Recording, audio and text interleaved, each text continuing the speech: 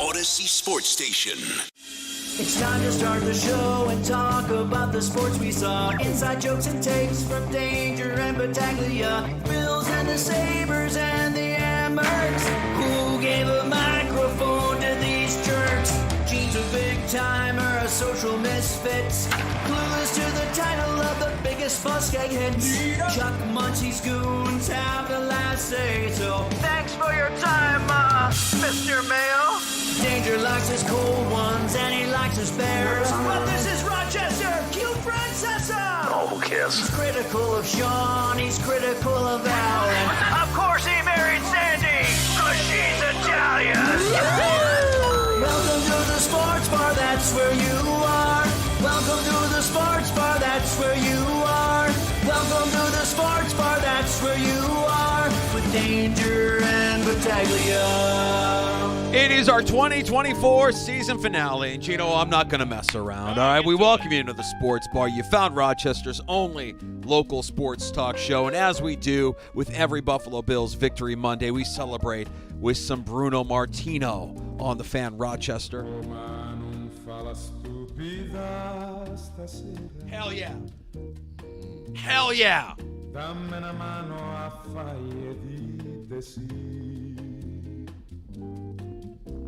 Scegli tutte le stelle più brillarelle che poi è un friccico di luna tutta per noi.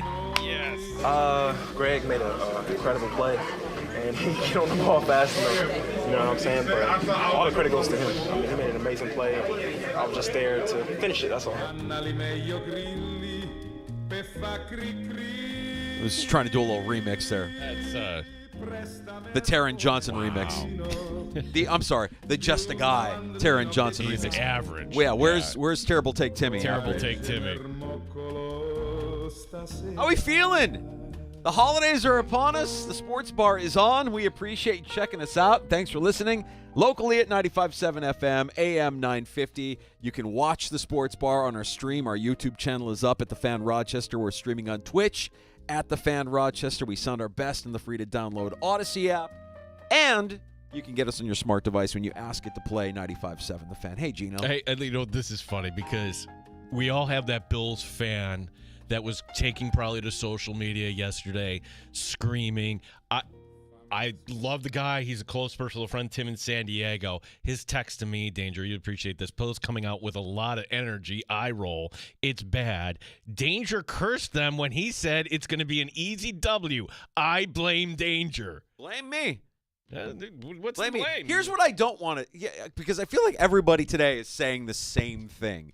Well, a win is a win. It was an ugly win, but they got the win. A win is a win. It's an ugly. Like what we're going to try and do this afternoon here in our annual finale is try to like dissect a little bit more of why we believe it was an ugly win instead of just throwing it against the wall and saying, well, divisional game, win is a win. It was ugly, but they got it done. Well, I go to all these McDermott press conferences when they're home, right?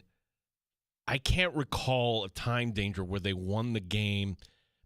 Pissed isn't the right word. Perturbed, agitated, just not short answers, but clearly it was a yeah, but. And that's exactly what I wanted to hear out of McDermott, that if this team is going to go where they need to go, you're going to be playing quality much better than the New England Patriots.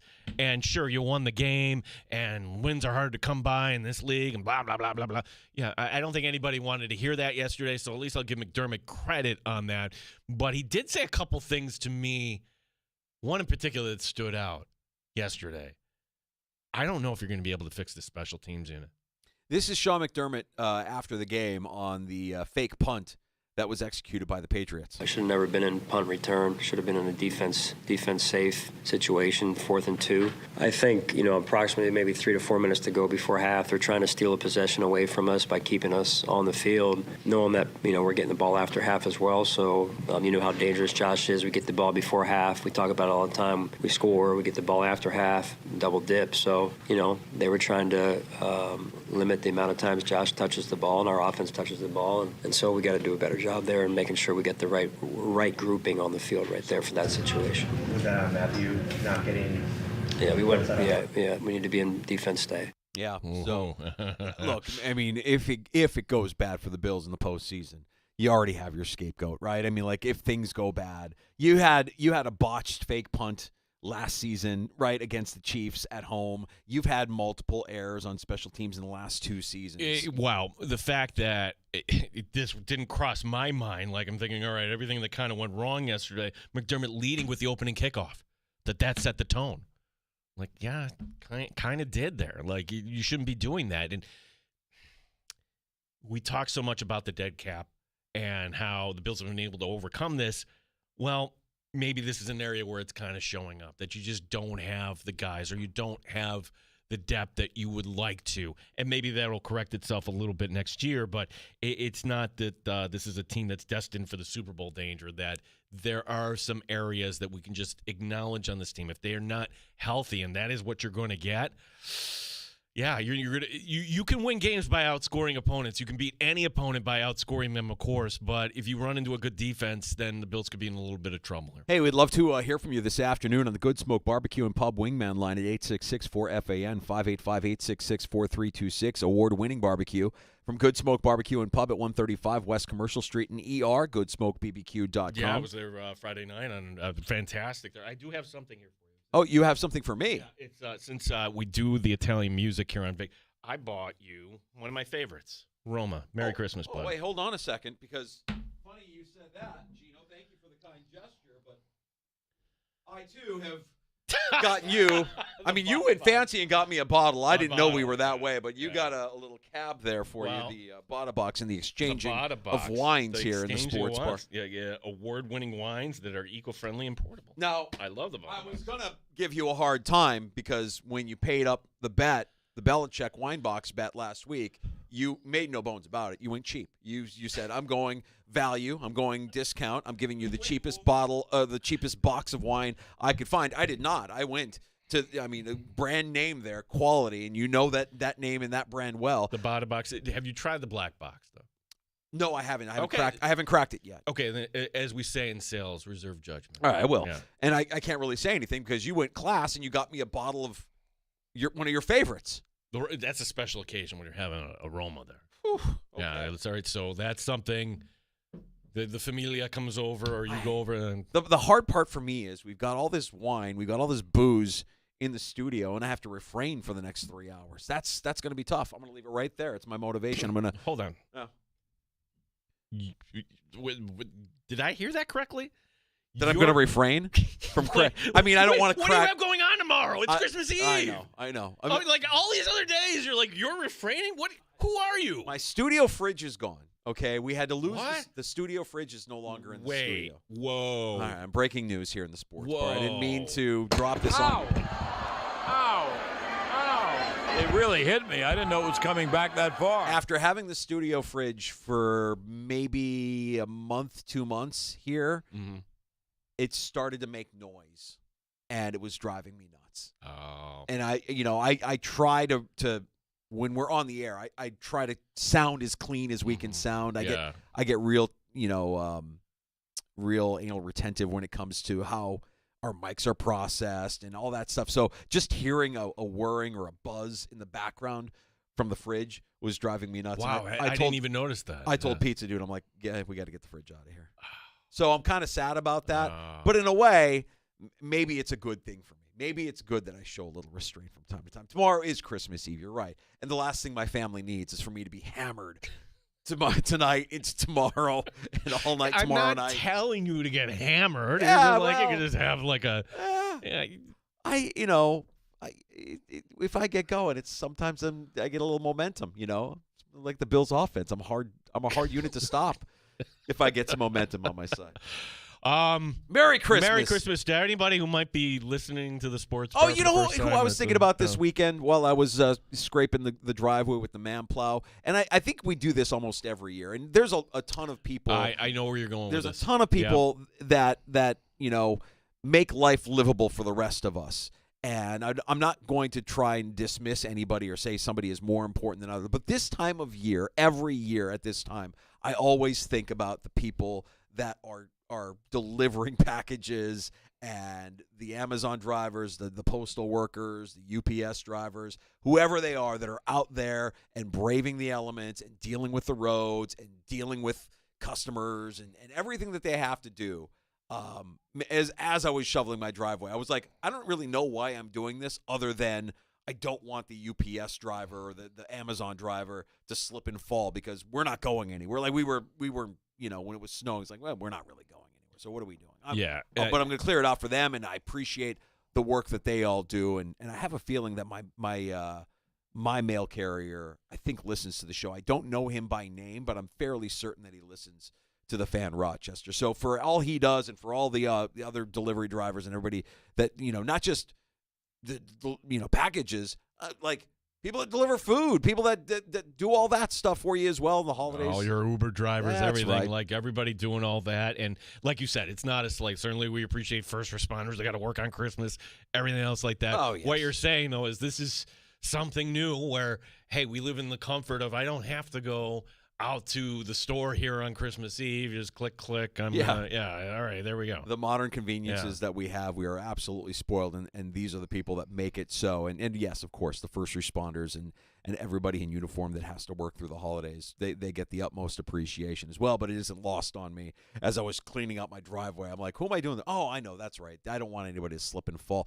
And, given the way this holiday season has gone, I'm fairly certain, like, one of those giant tanker vessels that you see like in a canal or with all the packaging containers. Like, that's just one of my wife's Amazon orders. I think they're all just coming over to my house, being dropped off on a quarter-hour basis, pretty much. So thanks for all you do, and a Merry Christmas and a Happy Holidays to everybody who makes life livable for the rest of us. With that in mind, let's set up the show here this afternoon. We're going to have Ryan Talbot from New York Upstate joining us in the 4 o'clock hour to talk some Buffalo Bills football. Yeah, so let's kind of figure out here. Like, there are some holes on this defense. Who might be coming back? The Jets are coming up. We're not going to have time to talk about that with the holiday coming up, so we'll talk to Ryan Talbot. And you brought up an interesting point. Could it actually be a better path? Let's say the Chiefs win on Christmas Day. Yeah. Which they should, right? While the Bills are locked in as the 2. Right. Would it be better off to have 2 weeks where you can downshift or play it safe here and then get yourself ready for a 2-7 matchup? Or would it be better that, hey, we got to play to the end here, boys, and all right, we'll get our first round by?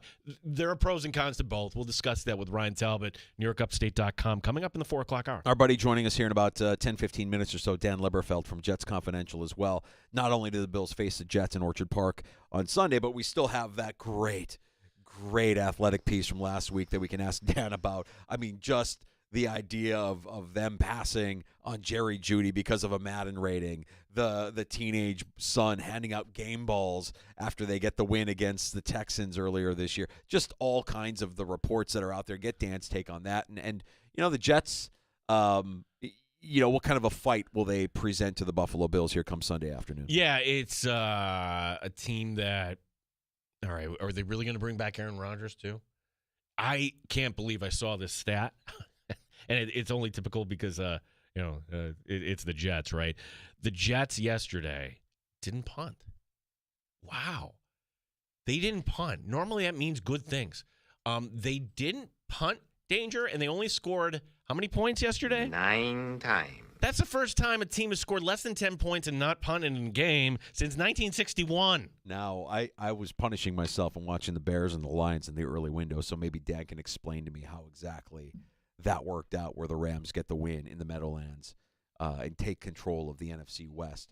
The Rams are quickly becoming a team I don't think anybody's going to want to see in the postseason the way that they've been playing here down the stretch. So we'll talk to Dan Leberfeld, Jets Confidential, and NFL Radio. He's going to be joining us here in about 10 minutes or so. And just since you brought it up, I just wanted to say that if you are someone who believes that the Bills are in a less than ideal playoff spot if they land the 2 seed and not the 1, let me try to set your mind at ease here, because I believe the 1 seed is a trap. It's a trap! I think it's a trap. It's a trap! So let's just play it out and say that the Bills land either the Chargers or the Broncos on Wild Card Weekend. They're hosting that game in Orchard Park. if it's the Chargers, if it's the Broncos, if it's the Colts, hell, even if Cincinnati sneaks in, Cincinnati has been a bad matchup for the Bills, but I'm not that worried about the 7 seed coming to Buffalo in that first round. And the way this sets up, if the Bills win that first round matchup, that wild card matchup in Orchard Park, you see the Texans losing to whomever they face the first week. And right now, that team would be the Ravens. The Ravens, I believe, will throttle the Texans in the postseason, which would set up the Bills hosting, you would imagine, the Steelers in the divisional round, kind of like how we've been able to handle the Steelers in years past in the postseason, while the Chiefs would actually host the Ravens in the divisional round. I guess what I'm saying is if there's one team I want to see is as far down the road as possible if I'm the Bills, that team is the Ravens. Because I would like to see the Chiefs and Ravens beat themselves up at Arrowhead prior to the AFC Championship. In fact, if the Ravens are that's the team that I think the Bills should try to avoid. So what it would boil down to is you either have the Chiefs at Arrowhead for a trip to New Orleans or you're hosting the Ravens in Orchard Park. So either way, I think the best path for the Bills to the Super Bowl is the number 2 seed in the AFC. They shouldn't worry about Kansas City as a top seed here in the postseason. Well, in a vacuum, in a video game, yes, but would you rather have the Bills facing whoever in the first round with Matt Milano and Rasul Douglas and everything else? That's what the 1 seed affords you, Danger, is the ability to put your best lineup on the field in the divisional round, and then you find yourself in the AFC Championship game. So, to me, this is a team right now that they're as banged up as they were last year. I mean, if you are down to Buffalo Joe at linebacker, we not a little concerned here about what's going on? And last night, it wasn't lost. I mean, watching Mike Edwards make plays for the Buccaneers, I'm like, that would have been nice to have. So that's curious because we just kind of skipped over that, like, you don't want to be here. He's washed. Blah, blah, blah, blah. Yeah, I think the first part of that is true. I think he didn't want to be here for whatever reason, a personality clash, whatever it might be, or just a guy that says, you know what, I don't need to prove anything.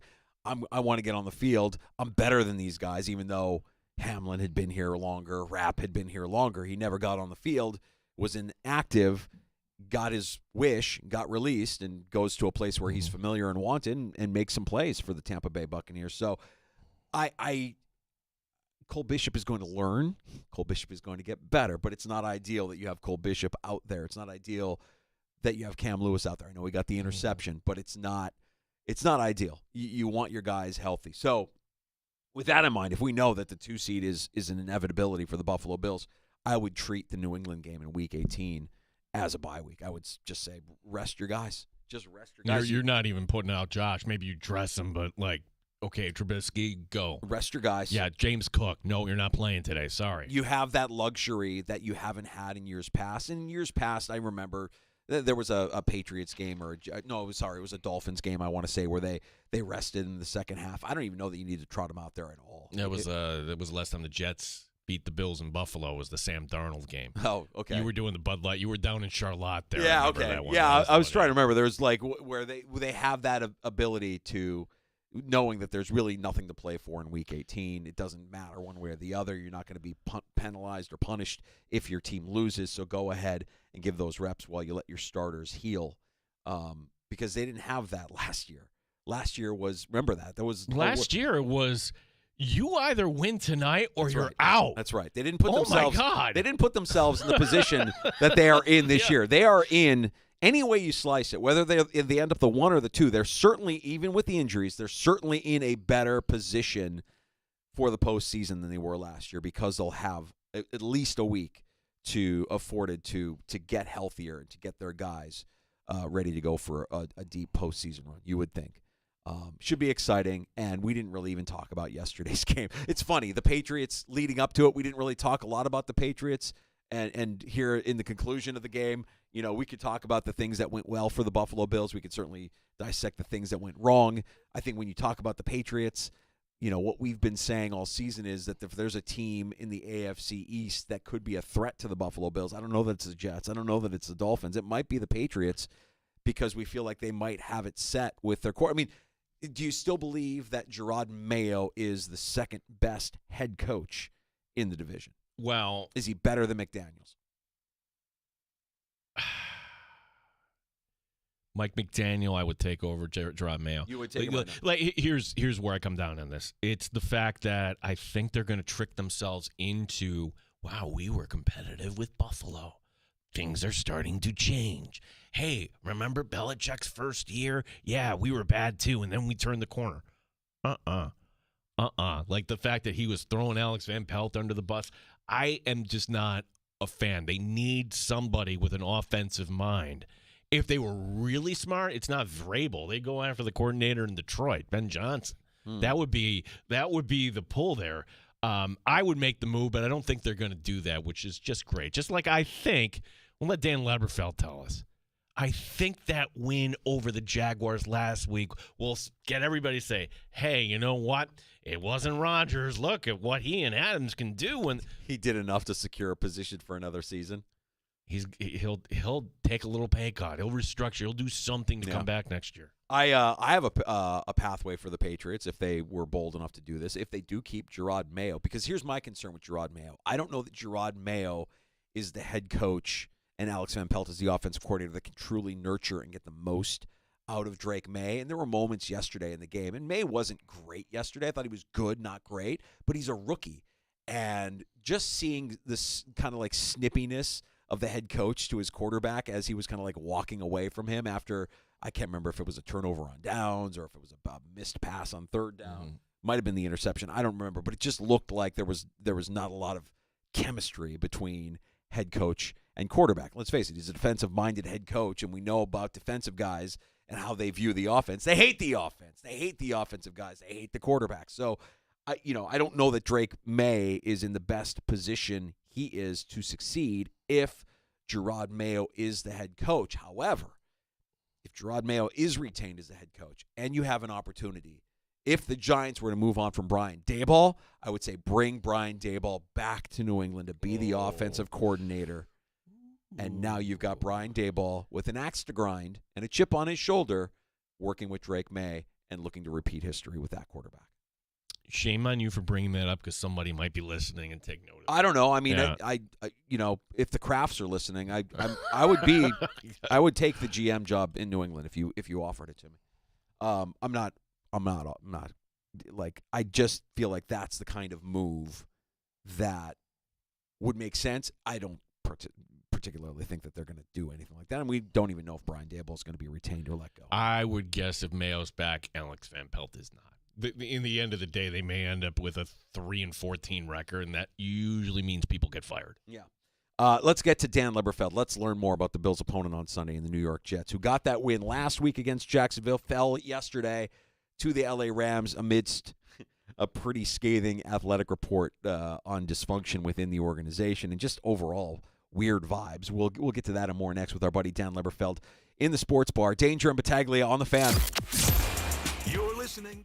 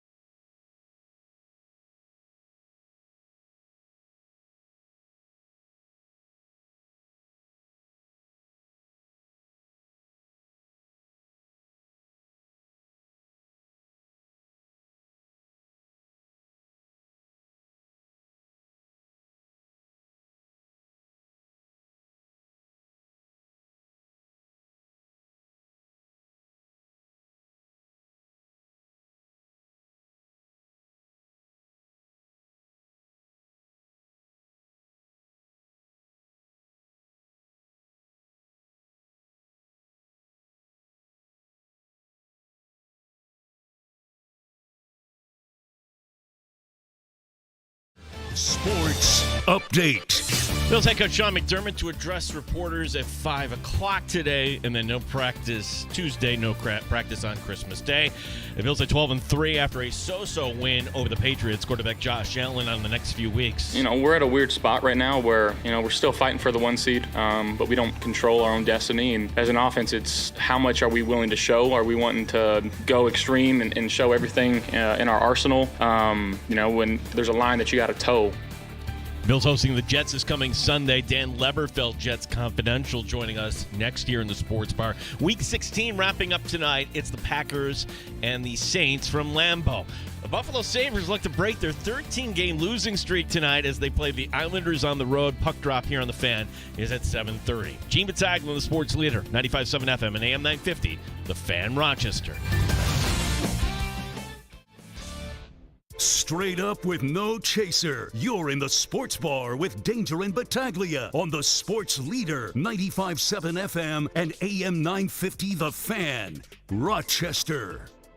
I love that soundbite from Josh. They're holding back. They're not showing They're holding back. They're holding back their best stuff for the postseason. Sure. Why? What an unbelievable place to be in here as you head into a Week 16 or a Week 17 rather matchup against the New York Jets coming up on Sunday afternoon in Orchard Park. And when we talk with Bills and Jets, we want to talk to Dan Leberfeld, our buddy from Jets Confidential, who joins us now in the Sports Bar. And Dan, the Jets have the dubious distinction now of being the first team in NFL history to score less than 10 points in an NFL game and never punt. What was going on with that loss against the Rams yesterday? Well, I just went over the game again, and it's unbelievable when you watch the highlights and some of the tape of the game. Just they made so many good plays on offense. They just didn't score a lot. They had a missed field goal. They had a missed extra point. And they had a drop touchdown pass in the end zone from Davante Adams, which might have been knocked away by the Bills linebacker Spates, but still it was a catchable ball. It's just been kind of the story of their season. They've been in most of these games. It's not a situation like the New York Football Giants where they're getting blown out. They're in these games. I think there's another stat about 5 losses this year where they led at some point in the fourth quarter, which might be an NFL high as well. So it's just one of those Murphy's Law seasons. It's just they're not a bad team. They just can't figure out a way to put a capstone on these games and come out with W's. Dan, go back to the Jacksonville game. Now, granted, Jacksonville not really a good team, but you see Aaron Rodgers, you see Davante Adams, and you wonder, boy, what could have been? Is that one game enough to get ownership and decision makers to say, you know what, why don't we give this another chance with Aaron Rodgers? Well, I don't know who the decision makers are going to be. We all know that they have an interim head coach, Jeff Ulbrich, and an interim GM, Phil Savage, after firing their coach and GM in season. They have a search committee going on right now, in-house and also with the assistance of the 33rd team in terms of a consulting firm helping them look for a new GM and a new coach. So I don't know who those decision makers are, but even within the game yesterday, even though they only scored 9 points, you see these plays from Aaron Rodgers and you're like, man, he can still do it. That touchdown pass early in the game on their long drive in the first quarter to Adams was a tremendous pass over a safety and with a corner and pretty tight coverage. He can still do it, and I think a bigger problem is their defense. I know they only gave up 19 points, but, man, they can't stop the run. And I'm sure the Bills, as you mentioned, leading to the segment with the Josh Allen soundbite, they're not going to show much. I think they're going to try to run the ball a lot, not have Josh take any hits because you can run on this Jets team. And this run defense, I just blogged about it from my website, jetsconfidential.com. This run defense has been bad since 2021 when the new staff came in and installed a scheme which is very easy to run on. So I think to myself, Dan, if Rodgers is there for another season next year, one of the prerequisites has to be that he's going to help or mentor whoever the Jets might be looking at quarterback in the draft, or is that something that you just think won't happen because Rodgers has never really shown a tendency to do that? No, I think it'll happen. He said as much last week during his weekly press conference that he's willing to mentor a young quarterback. This is a little different than when Jordan Love came in, when Rodgers was still kind of in his prime, even though he was in his 30s. I mean, the guy won 2 MVPs in his 30s.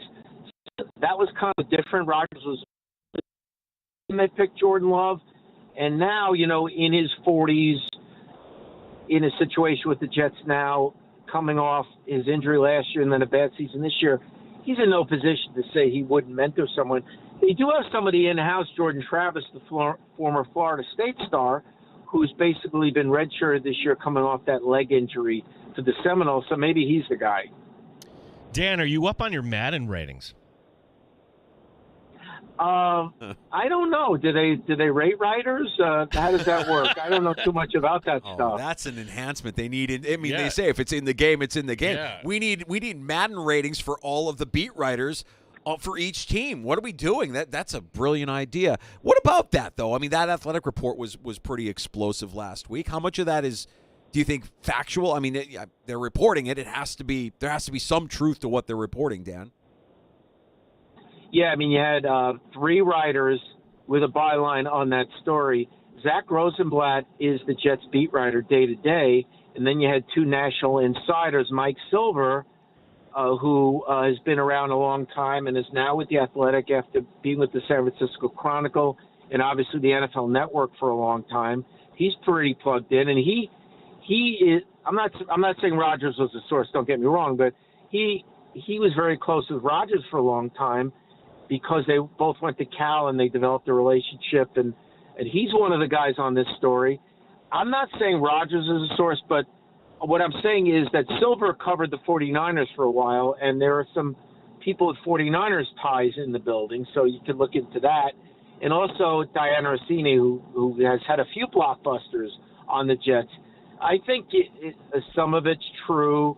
Some of it is, you got to put some context on it. When a teenage son of the owner says this guy has a high Madden rating, a lot of organizations, if that was brought up in the building, they'd laugh at it and say that's a teenager. It's kind of a tough thing for a parent to have their 2 teenage sons being blamed for some of the Jets' woes this year. That's a lot for a parent, and that's a lot for a teenager to deal with, don't you think? Wow. I mean, you don't have to have your teenager handing out game balls, Dan. Did you not find that a little odd? Yeah, that's strange. I really don't think he's a bad kid. I think he's a freshman at Harvard now. That's the older son. But that was a little much. But he was an 18-year-old being an 18-year-old. I just think, there's a lot of dysfunction in that building. A lot of things need to change. The owner needs to hire 2 really good football people, a new GM and a new head coach. Throw them the car keys, like I like to say, and get out of the way. Let them run things like Terry Pagula does with Brandon Beane and Sean McDermott in Buffalo. Hire good people. It doesn't mean you're not involved. I mean, Terry Pagula is involved, but not involved as much as Woody has been this year, to the detriment of the team. I'll give you an example, and I blogged about this yesterday. I know Nathaniel Hackett is public enemy number 1 in Jets Nation. We get that, the former Bills assistant. But that demotion of Nathaniel Hackett earlier in the season and promoting Todd Downing to the play caller, that's had a detrimental impact on the team. And you've seen a lot of issues with the Jets offense this year, having issues lining up, delayed game penalties, too many penalties. And I think part of that is Todd Downing calling someone else's playbook. Whatever you think of Nathaniel Hackett, do you think it's a good idea for someone else to be running his playbook? If you're going to keep Nathaniel Hackett in the building, let him run his plays. And if you don't like what he's doing, firing him after the season. But there was a situation in the Jets' recent loss to New England where they had to call 3 timeouts in the first quarter because they couldn't line up properly. That's offensive dysfunction right there. Dan, I know we addressed this the last time we had you on with us. I'm just curious to see where your position is as far as what kind of head coach they should be looking at here this offseason. Are you looking for a guy with a long resume, a guy who is a culture builder, a name like a Vrabel or a Gruden maybe comes to mind there, or are you looking for more of a young, hotshot offensive coordinator or offensive-minded or defensive-minded coordinator right now that could come in and maybe steer the ship in a different direction for the Jets? No, at this time in Jets history and NFL history, because I'm sure the NFL league office is not happy about one of the teams in the number one market and some of the stuff they read on Park Avenue in the league office in that athletic story. The league doesn't like when the shield is tarnished like that. And that was a shield tarnishing story in the athletic. So this is not the time in Jets history for a hotshot coordinator with no head coaching experience to learn on the job. They need a big-time coach, a alpha dog, a program builder who's got experience. This is not the time for a hotshot coordinator. Mike Vrabel is right out of central casting to be the Jets head coach.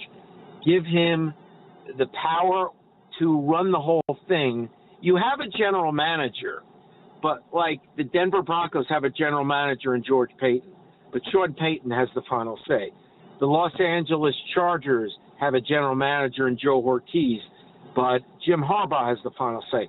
That's the setup I think the Jets need, a big-time head coach with a GM, but there's no question who the football czar is and the guy running the program is. That is the head coach. Mike Vrabel is a slam-dunk candidate here. I think he'll have some options. Certainly, there's going to be other openings, we do know. But one of them we're not sure of. The team that Vrabel once played for. Dan, what's your read on New England? We were discussing that before you came on. Gerard Mayo. Do you think he could be a one and done? And if so, could Vrabel be in play in New England? I don't think he's a one and done. Gene, I'm sure you covered the game yesterday, and I know it wasn't the best effort by the Buffalo Bills, but I'd love to get your take on what you saw from the Patriots. Obviously, it was a valiant effort against one of the NFL's best teams, so that's something to consider in terms of Mayo's resume.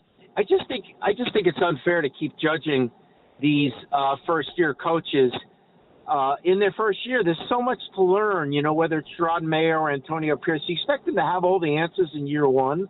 Now, Mayo said some things that weren't ideal, but I think the Crafts are willing to give him another year or two. I don't think it's a one and done for Mayo. And Ian Rappaport of NFL Network, who used to cover the Patriots and was a Boston-based reporter for a while, he says the Crafts intend on bringing Mayo back. Well, I guess from this standpoint, then, they might have something with Drake May. I mean, at least it's positive after year one. But if Alex Van Pelt is out as the coordinator, if Mayo comes back, I would expect there to be a vacancy at OC. Would there not? I don't know why it was so quick to fire these coordinators so quickly, and then you have to throw an entirely new playbook at a young player. And to me, one of the worst-case scenarios for a young developing quarterback, and I saw that with Zach Wilson with the Jets and other young quarterbacks with the Jets, is the going with a new playbook from year one to year two.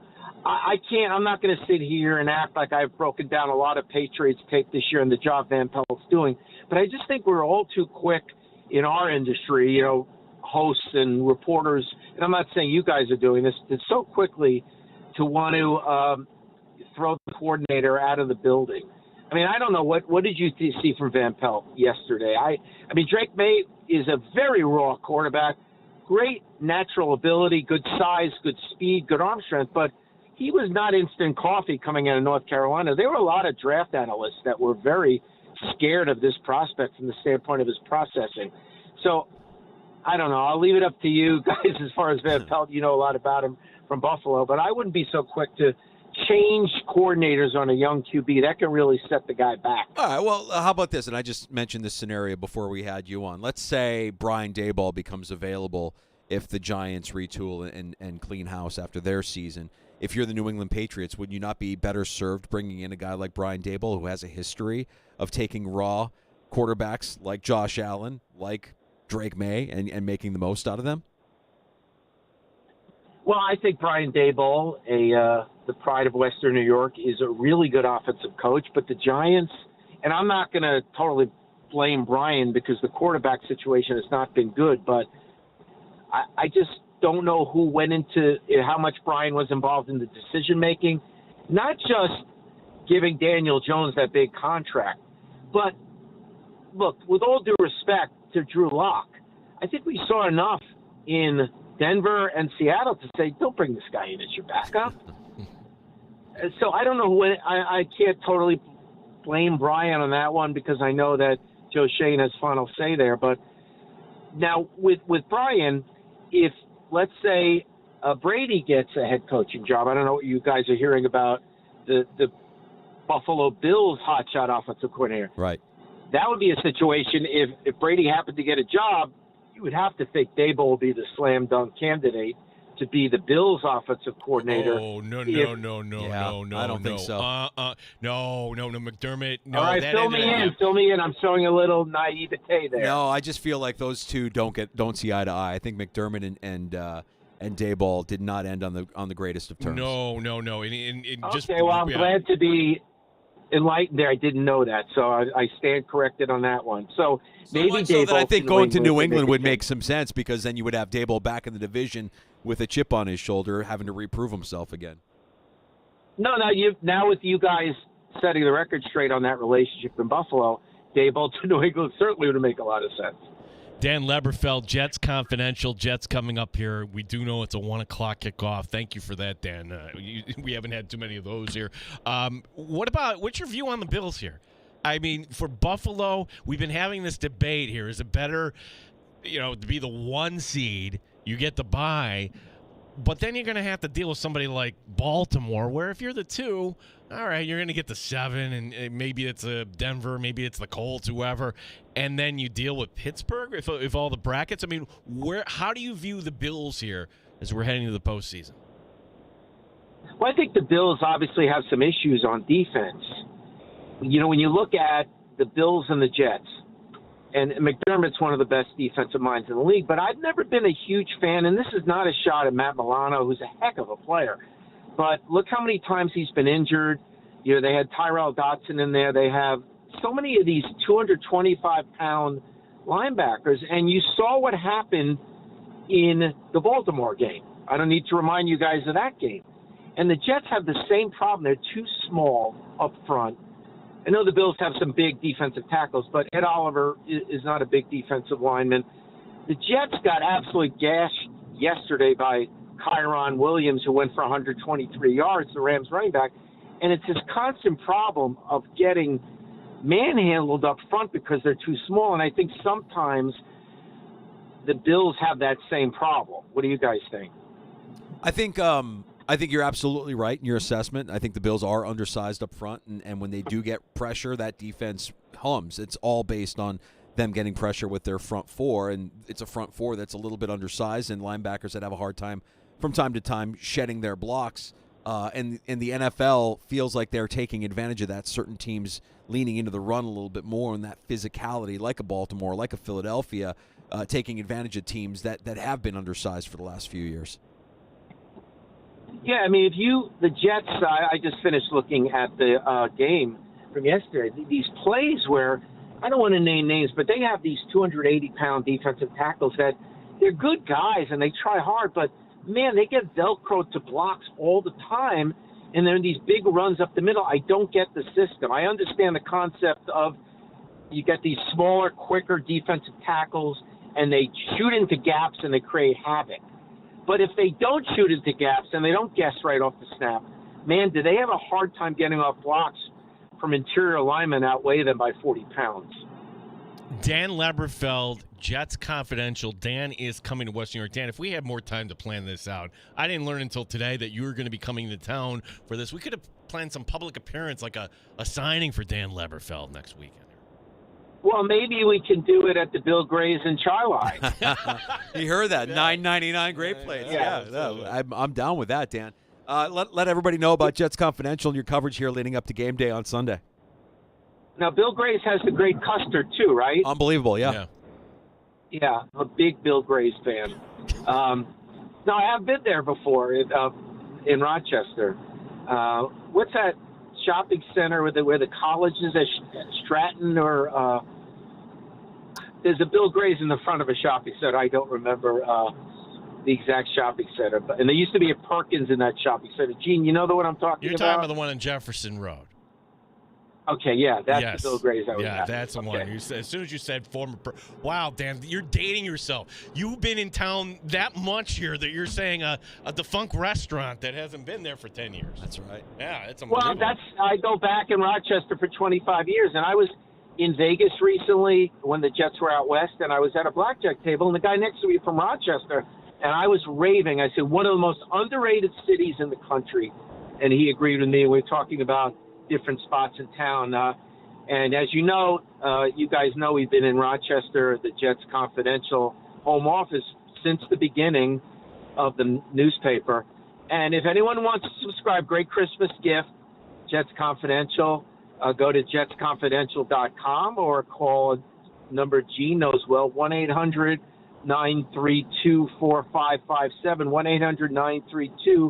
1-800-932-4557 to order a gift subscription to Jets Confidential. Whenever I'm on with you guys and I do that, I feel like Ron Popeil on an infomercial.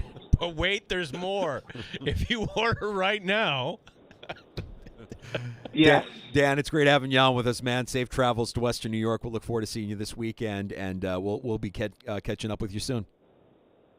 I love that I'm stopping in Rochester. It's been too long, and I look forward to seeing you guys. You got it, buddy. Thanks, Dan. There's Dan Leberfeld, Jets Confidential, stopping by with the latest out of New York with the Jets. 1 o'clock, the kickoff here on the Fan Rochester. That he does love Rochester. That's not. There's always a connection. Yeah. There's always a connection. I mean, you're going to run into. Of course, you're going to run. I bet you know what? I bet you that guy at the blackjack table had a last name that ended in a vowel. Of course, he's playing blackjack next to Dan Leberfeld because he's Italian in Vegas. It's a bizarre Monday. The Bills win, but it kind of feels icky.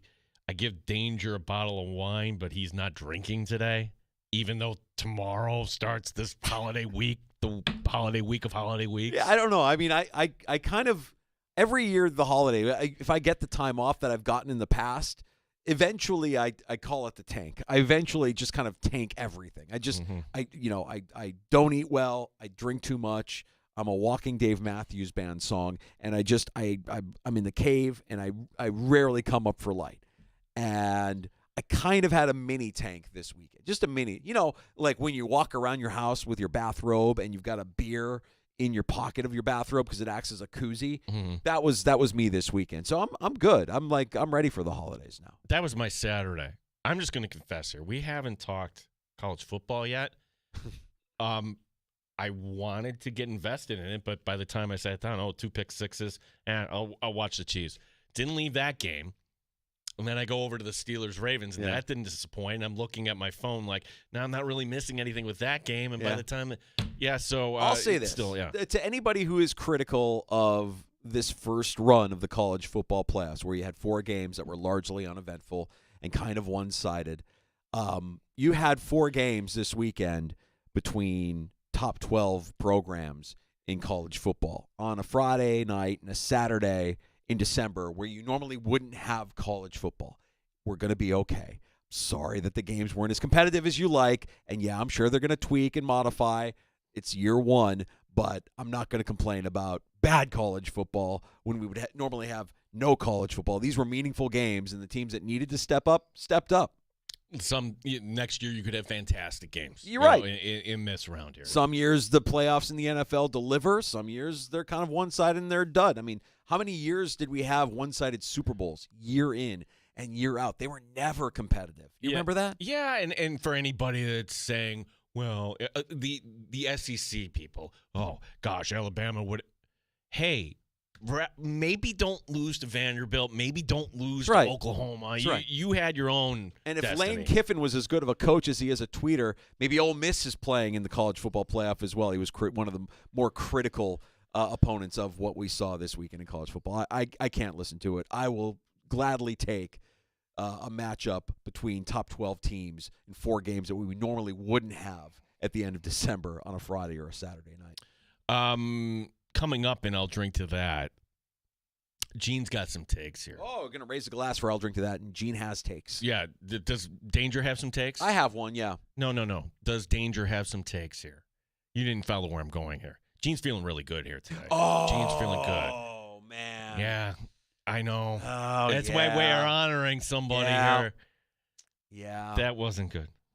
No, yeah, the king of going third person. Mm-hmm. And look, I would say he was the most fun baseball player ever. Fun. Give me a player that was more fun than Ricky Henderson. The fact that he could hit a home run and then trot up the first base line backwards after flexing. The guy was fun. He was just electric and fun. You picture Ricky Henderson. That's who we're talking about. If you missed it, we lost him at age 65. We have so many thoughts on this. The fact that he was ripped and he didn't lift any weights. It was all sit-ups and push-ups. Yeah. Guy was an just one of a kind. I have the biggest loser who was actually a winner from yesterday in the NFL as well.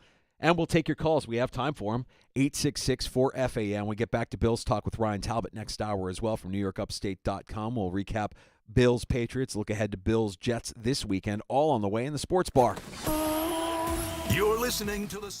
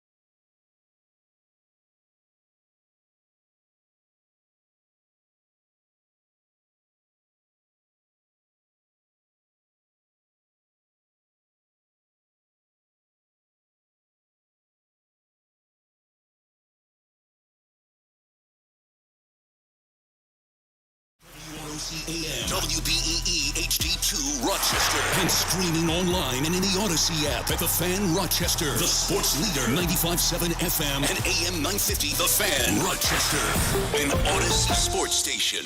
The Fan Rochester Sports Update. The Bills at 12-3 after a so-so win over the New England Patriots. Taron Johnson with the big play. Greg made an incredible play, and he get on the ball fast enough. You know what I'm saying? But all the credit goes to him. I mean, he made an amazing play. I was just there to finish it. That's all. Greg Rousseau with the pass breakup, the defensive touchdown for Buffalo. The Bills hosting the Jets this coming Sunday. Ryan Talbot from NewYorkUpstate.com joins us later this hour. Week 16 wraps up tonight. It's the Packers and Saints from Lambeau. The Sabres look to break their 13-game losing streak tonight. They play the Islanders on the road. Puck drop at 7:30 here on The Fan. Final from this afternoon, Devils shutting out the Rangers 5-0. End at 2. Winnipeg is up on Toronto 2-1. G. Battaglia, the sports leader, 95.7 FM and AM 950, The Fan Rochester.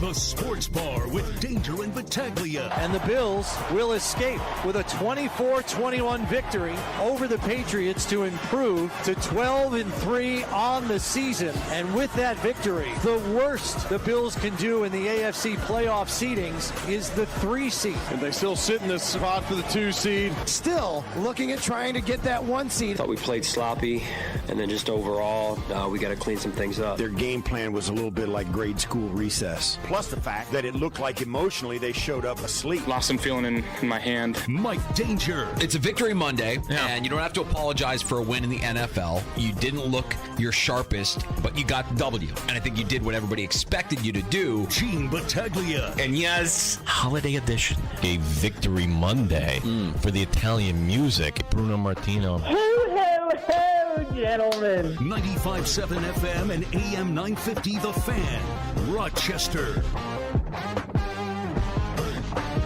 It's our yearly finale in the Sports Bar with Danger and Battaglia. And we welcome you back into the Sports Bar.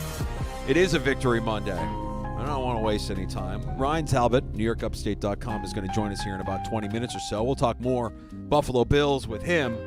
But when we're celebrating here for our final show of the 2024 season, let's go ahead and kick up our feet to some Bruno Martino. Hey, I got my bottle of Roma. Hey! Yeah. Everybody said the same thing after this game.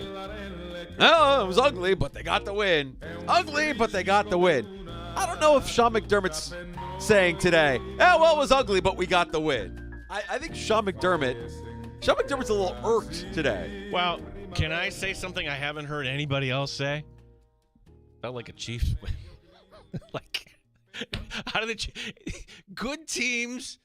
Okay, you don't have your fastball today, but all right. Good teams find ways to win, and that's what it felt like. It felt like, okay, the Chiefs, how they win games there because – and also for so many years, we've seen the Bills go to Foxborough and play really well, and then you come out with a loss, and you're like, wait a second, the Bills were the better team today. How did they not win? Oh, Ryan Fitzpatrick didn't make the play.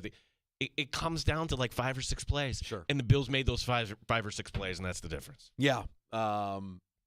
And, you know, for the Patriots, if Gerard Mayo did indeed get that vote of confidence as being reported and he's back next year, that's good news for the Buffalo Bills. Yeah. I mean, I think the Patriots are going to be better. I think they will. They can't do anything but get better, but I don't know that that's the long-term solution at head coach for this team. I just get the sense that he doesn't love his quarterback. I get the sense that he is not going to be the guy that nurtures Drake May into what a lot of people believe he can be. I don't see it that way. I see somebody that's kind of living still in the shadow of Bill Belichick, and he's just kind of a grouch about everything. Yeah. Well, he hasn't come into his own skin yet. Like he's got to kind of develop his own style here. Now, the biggest loser who was actually a winner yesterday in the NFL, my God. The Raiders can't even tank their season the right way by beating Jacksonville. They dropped all the way down to the 6th spot now.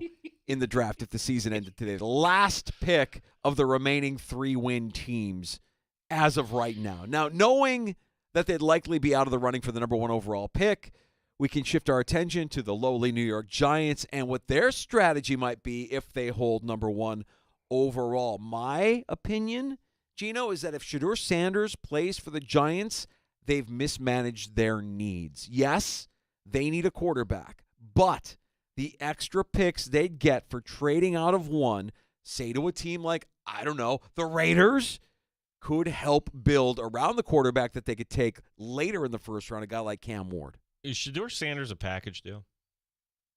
Oh, what do you mean? You get his old man too? Well, I'm just asking because if that's true, not every team's going to sign up for that. But you brought up the team we just talked about right now with the Raiders mortgage future draft picks to move up right now 5 spots. The Giants are in a fantastic spot here because, let's be honest, this is not the year to be drafting a quarterback. You're a Giant fan. You could have had Michael Penix at number 6 last year. You didn't do that. And you went with Daniel Jones, which was really kind of strange. But I digress. I could easily see the Sanders family going to Las Vegas and building that brand and being sold on that. And the NFL would love that, actually, I would think. Like have just inject some life into that franchise. But if you're the Giants, moving on to number 1 makes all the sense in the world in this draft. I think you have to.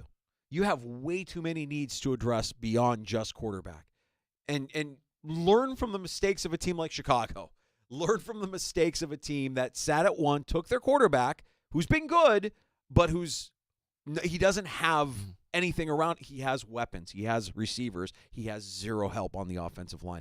I've gone through this exercise multiple times this NFL season, Gino. I'll watch the Bears early in the 1 o'clock window, and then I'll watch the Bills in the late window just so I can get a sense of how good the Bills' offensive line is. Don't take for granted how important that offensive line is to a team's success because the Bears have talent on the offensive side of the ball. They have zero help, the offensive line. Multiple plays per drive where you see guys just getting pushed on their ass. You just don't see that in Buffalo. You don't see that on winning teams. James Cook is electric. We can all agree He's a that. star. He's a star, but my gosh, that offensive line, if you want to feel better about yesterday's performance, look at the offensive line and each one of those 5 guys doing their job. And James Cook is to the 3rd level before he's even touched, and there he goes. So, yes, the Bills' offensive line, fantastic. But, on the other hand, Danger, and McDermott pointed this out yesterday, 6 pre-snap penalties in Week 16? Yeah. 13 penalties overall? Sean McDermott yesterday on those penalties. 6 of them were pre-snap, so not good enough. And I think they had 5 penalties overall. We had 13 overall, 6 of which were pre-snap. So we got to come out with more discipline and can't beat yourselves. I mean, when you just look at the numbers, kind of blend it all together here, but first half and just beating ourselves and not getting into a rhythm on offense. So they had some 3rd down conversions against the defense, which should never happen, and 3rd and long in particular, 7 plus. So rushing coverage have to work better together there. Look, there's some young players out there too. They're going to learn from some of those situations and experiences. We move forward and make the adjustments we need to make. The thing that he said there that I think is the biggest issue with the Bills' defense heading into the postseason. Opponent's 3rd down conversion rate. Yeah. They can't get off the field defensively. No. They need 3rd down stops. This defense just doesn't get 3rd down stops. 16 play drive, 9:51. I don't care. Like Josh Allen is your quarterback. You're not on the field for 9:51. This is the New England Patriots you're talking about here. They went 7 of 12 on 3rd down, over 56%. And this is the Patriots. Against good teams, their 3rd down defense really needs to improve here going into the postseason. They need to get healthy quickly. And it's funny. Like McDermott was asked, hey, if you were in a different spot, might we have seen some of these guys? And McDermott kind of cracked a little smile as if to acknowledge maybe we were playing cautiously. He'll never say that. That's just my read on that. I listened to the tone also in McDermott. Sounds sick. Yeah. He had a cold. It sounded like, it sounded, or he was just, I'm not pleased at all with what I just saw there. So maybe he was under the weather, but that sounded like a different Sean McDermott there. If I may raise a glass here, Danger, because I got to tip my hat to anybody who met somebody in high school when they're the star athlete and they started dating the school's statistician. Ricky Henderson was with his wife for a total of 50 years. Oh, wow. Yep. No idea. 3 daughters. So it feels like I'm explaining to a whole generation what Ricky Henderson was about because you read the quotes, you see him, Lou Brock, you were the greatest in your day. Today, I am the greatest of all time. Like, you have to understand, before we even came up with what's your brand or whatever, that was Ricky's style. And you know what? Everybody loved him for that. Today, if somebody did that, I'd be like, that guy's arrogant. That guy's a jerk. He's talking in the third person. Yeah. You never got that at all. I can't recall anybody that said, oh, that Ricky Henderson is actually a bad teammate. The teammates loved him. Teammates loved him. There's one story where, I forget the catcher, okay? It might have been Steinbach, and he's walking up to Ricky, and Ricky Henderson, it's a minute before, they're ready to hit the field.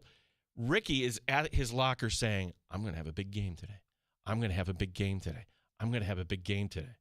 And Terry Steinbach's like, hey, dude, you got to get there. Ricky's sitting in a stall naked. Minute to go. It's like, you got to get out there, dude. Okay, puts on his clothes real quick, puts on the uniform, goes out there, hits a home run. Yeah. That was just who Ricky Henderson was. And I was just so bummed that at 65. Yeah, far too young. Ricky's going to get what Ricky's worth. Ricky's going to get what Ricky's worth. I mean, like, there's so, you know the impact he made in those clubhouses when you hear the stories from his former teammates, and they're hilarious. He was so much fun, just so much fun. Getting a giant lead at first base, telling the first baseman, Ricky gone. And he's gone. Literally saying, Ricky gone. And he's gone. You're not throwing him out. Listen, playing Little League, we all wanted to do the snatch catch. That's the one where Ricky would catch up and then bam. Yeah. Like, no, you're not doing that. You're not allowed to do that. 2 hands. Absolutely right. I totally remember. You're absolutely right. I mean, the guy was just a constant highlight reel, long career, played with so many different organizations and made an impact in every clubhouse that he was in. Teammates loved him. I think, there's probably a segment of fans that didn't like his antics or thought that he wasn't really good for the game. Probably, I'm sure that back then it was viewed differently. I loved the guy. I thought he was great. I know for a lot of baseball fans, he was like their favorite player, and it's just too bad that he didn't drink, didn't smoke. He never filed his retirement papers because he really thought at age 50 or whatever it was, he could. How did we lose him? Pneumonia. Yeah. Pneumonia. That's alarming, actually. That's like, right. Whoa, jeez. I always feel like when I don't like thinking about hospitals or people that are in hospitals this time of year, but I always think to myself, God, that if you were in a hospital and you had pneumonia in a hospital, like you would get pneumonia from being in the hospital for something else, and now you're stuck with pneumonia, and it's a hard thing to come back from. But that's it's too bad. He's 65 is too young. And he was just such an impactful player. And I'll challenge anybody to find me a player who was more fun in the history of Major League Baseball. That was the most fun player I think you could come up with in the history of Major League Baseball. Nobody, to me, comes close. He was the best. Just so much fun.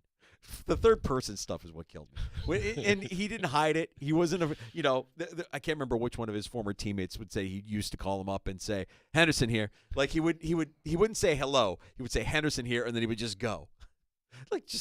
He was all about Ricky. Ricky's going to get what Ricky deserves. Well, so then Ricky would just, he went from the A's to the Yankees to the A's, and then he bounced around. And this is my favorite Ricky story, and maybe you've heard of this one, but he gets to playing with the Mets. Okay, and this is, and the Mets were okay. And he's talking to a guy, John Olerud. Okay, John Olerud, first baseman. If you remember John Olerud, he wore the helmet. batting helmet. Yep. And Ricky's like, why do you wear that helmet? Oh, I had an aneurysm when I was younger, and I do this just for the protection. It's funny. I had a teammate in Toronto who did the same thing.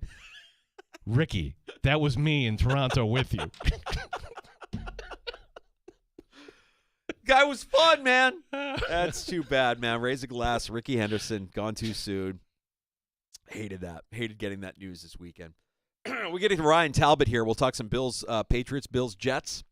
We'll look ahead to the Bills' postseason run. We'll talk about the importance of the 1 seed versus the 2 seed. Yeah, that's a big thing there too. The 1 versus the 2. You're kind of holding your ground to the 2. I think the 2 is. I think the 1 is a trap.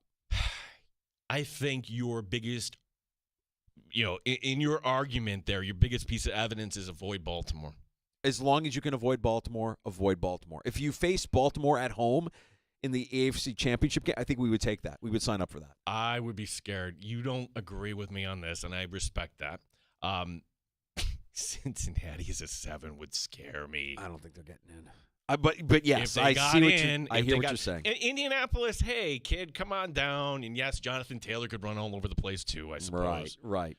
Well, we'll discuss that with Ryan Talbot as we wrap up 2024 here in the Sports Bar. Before we do, who's hot and who's cold in fantasy football? You just mentioned a couple of people. Jonathan. Yeah, Jonathan. Whoever had Jonathan Taylor, absolutely, you got the job done.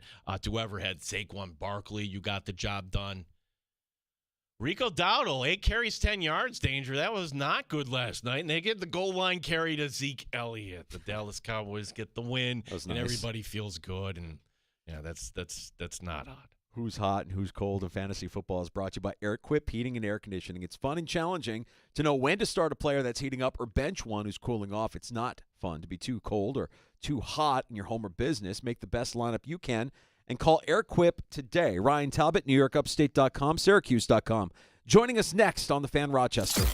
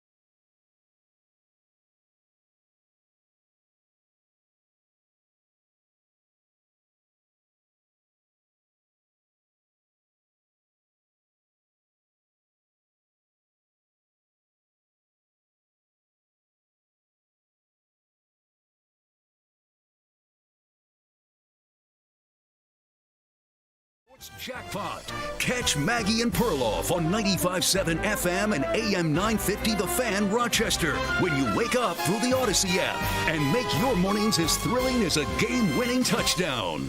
The sports leader, 95.7 FM and AM 950 The Fan Rochester. The sports leader, 95.7 FM and AM 950 The Fan Rochester, is everywhere.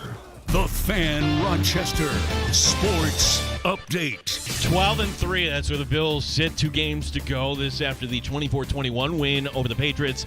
Josh Allen on the next few weeks. We're at a weird spot right now where, we're still fighting for the 1 seed, but we don't control our own destiny. And as an offense, it's how much are we willing to show? Are we wanting to go extreme and show everything in our arsenal? When there's a line that you got to toe.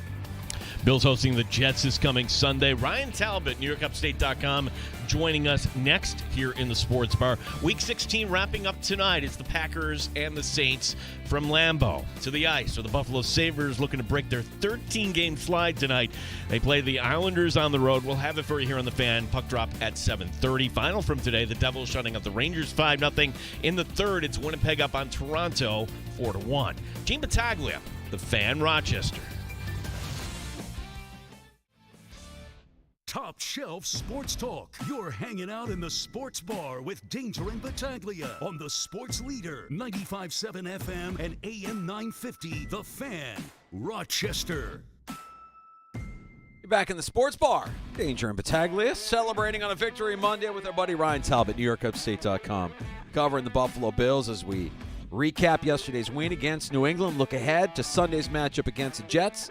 Ryan, and we're also going to talk to you about whether or not you feel like the 1 seed in the AFC may be a trap. It's still in play, although slight chances for the Bills to get that 1 seed. Are they just better served at this point being the 2 seed and facing that 7 in the wild card round rather than getting that bye and potentially facing off against a team like, I don't know, the Ravens in the divisional round? Yeah, I don't want to say the 1 seed's a trap. I think any team would love to have that bye week, and you're right. Potentially, you could end up playing the Ravens the following week, but that's also a week to rest up, to game plan for your opponent, probably having a better idea of who's going to win that wild card weekend matchup. So it's definitely not a bad thing to get, but it's certainly starting to feel like it's a far-fetched idea for the Bills to get that 1 seed. I know that when you look at the schedule that's remaining for the Chiefs, it's not a cakewalk.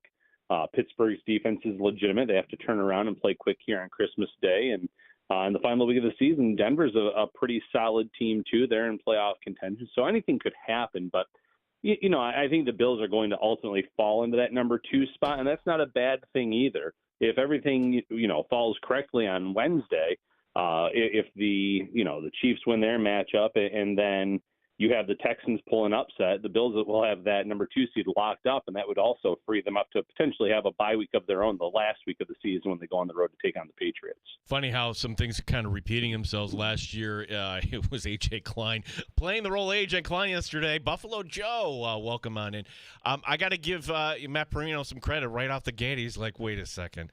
On the outside, Balin Spector, this isn't working here. So, defensively, do the Bills have the personnel? I'm talking about all 11 here on the field. Do they have the personnel to figure this out, whatever it is that they're ailing them right now, Ryan? If they can get healthy for the playoffs, then yes, and that's the big if. They were without 4 defensive starters in that matchup, 1 offensive starter or at least contributor in Curtis Samuel as well. So they're banged up right now, and that happens late in the season. I think the Bills are erring on the side of caution, but there were some head-scratching decisions still yesterday. You go into that game, and Balin Spector is dealing with the calf injury. Dorian Williams is dealing with the elbow, and it's kind of Spector that they roll out there at first, and he's lost in coverage, and he just, he doesn't look good when he's out there, and lo and behold, he gets injured again. Dorian Williams comes in, he looks like a heat-seeking missile getting into the backfield of the Patriots, not always getting to the quarterback or making the play, but he's throwing the timing off of plays. You see the speed, the athleticism. You saw why this linebacker position was doing okay early in the season when it was Williams and Bernard. You ultimately hope that Matt Milano can get back to health and look like his old self. I just don't know if that's ever going to happen. Ryan, you heard Josh Allen in Gene's update talk about not showing their hand being in the position that they're in right now, which I think if you're a Bills fan has to be viewed as encouraging, knowing that they're not really throwing everything that they have in their arsenal at these final few games of the regular season, knowing that there are bigger games at hand when they get into the postseason. Yeah, 100%. And that's a smart strategy to kind of have here, is to not show your hand. Go into the playoffs with some tricks in your bag and some, maybe you show a certain formation in the regular season, but you have a wrinkle that you can come out of that with that's not on film yet, and that can help you in these wild card matchups, divisional round, AFC Championship, and ultimately to the Super Bowl. So right now, you know that you're still in the running for the 1 seed.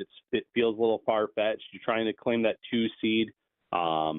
You were able to hold off the Patriots. It wasn't pretty at times, but you had enough to get that job done. Now you take on the Jets this upcoming weekend.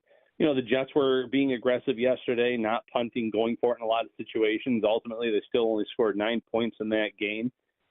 This is another matchup where the Bills should be able to do enough without showing their full hand or arsenal in this matchup. And you hope that by the time you reach the playoffs, 1, there's still a lot in the playbook for them to unveil, and 2, you get everyone back that's out right now on both sides of the ball. We're talking to Ryan Talbot, NewYorkUpstate.com, as well as the Shout podcast. And I think it's funny, like we're having this debate about the 1 versus the 2. Christmas Day, this could all be settled. Chiefs win, then the Bills, they're going to be the 2 here. I think they still could be the 3. I think that would lock them in as the 2, Ryan. But regardless, how do you think Sean McDermott would play this?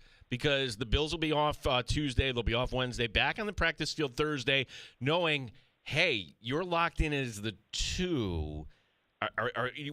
Would we expect a downsize to your roster, meaning anybody that has any nick at all here?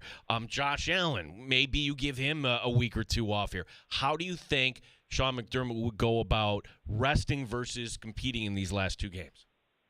Yeah, I think especially in the season finale against the Patriots, that's when you could see them rest a lot of guys, whether it's play them for a drive, play them for a quarter, make them inactive altogether. That's more realistic to me. I don't think you want to have any of your star players, even if they're slightly banged up right now, out for 2 weeks. It works both ways. Sometimes that week of rest works well for a team, and they come out and they look that much healthier. Other times there are teams that look like they have to kind of shake off the rust because they've been inactive for that bye week. So if the Bills, were to go into the final game of the season and rest a lot of guys, no big deal there. I don't know if they take the foot off the gas pedal necessarily this week. Now, with some of the guys injured, Matt Milano, the groin injury, along with the bicep, it wouldn't shock me if he did not play again.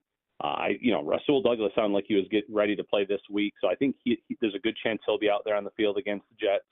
But some of these other players that have been nicked up and banged up, if you want to err on the side of caution, your safeties, make sure that they're ready for the postseason, you can probably make do another game or so with the Cam Lewis's, the Cole Bishops. You could elevate a Kareem Jackson or a Micah Hyde, who's back up to the playing weight that he needs to, get him some snaps in the event that he's needed in the postseason too.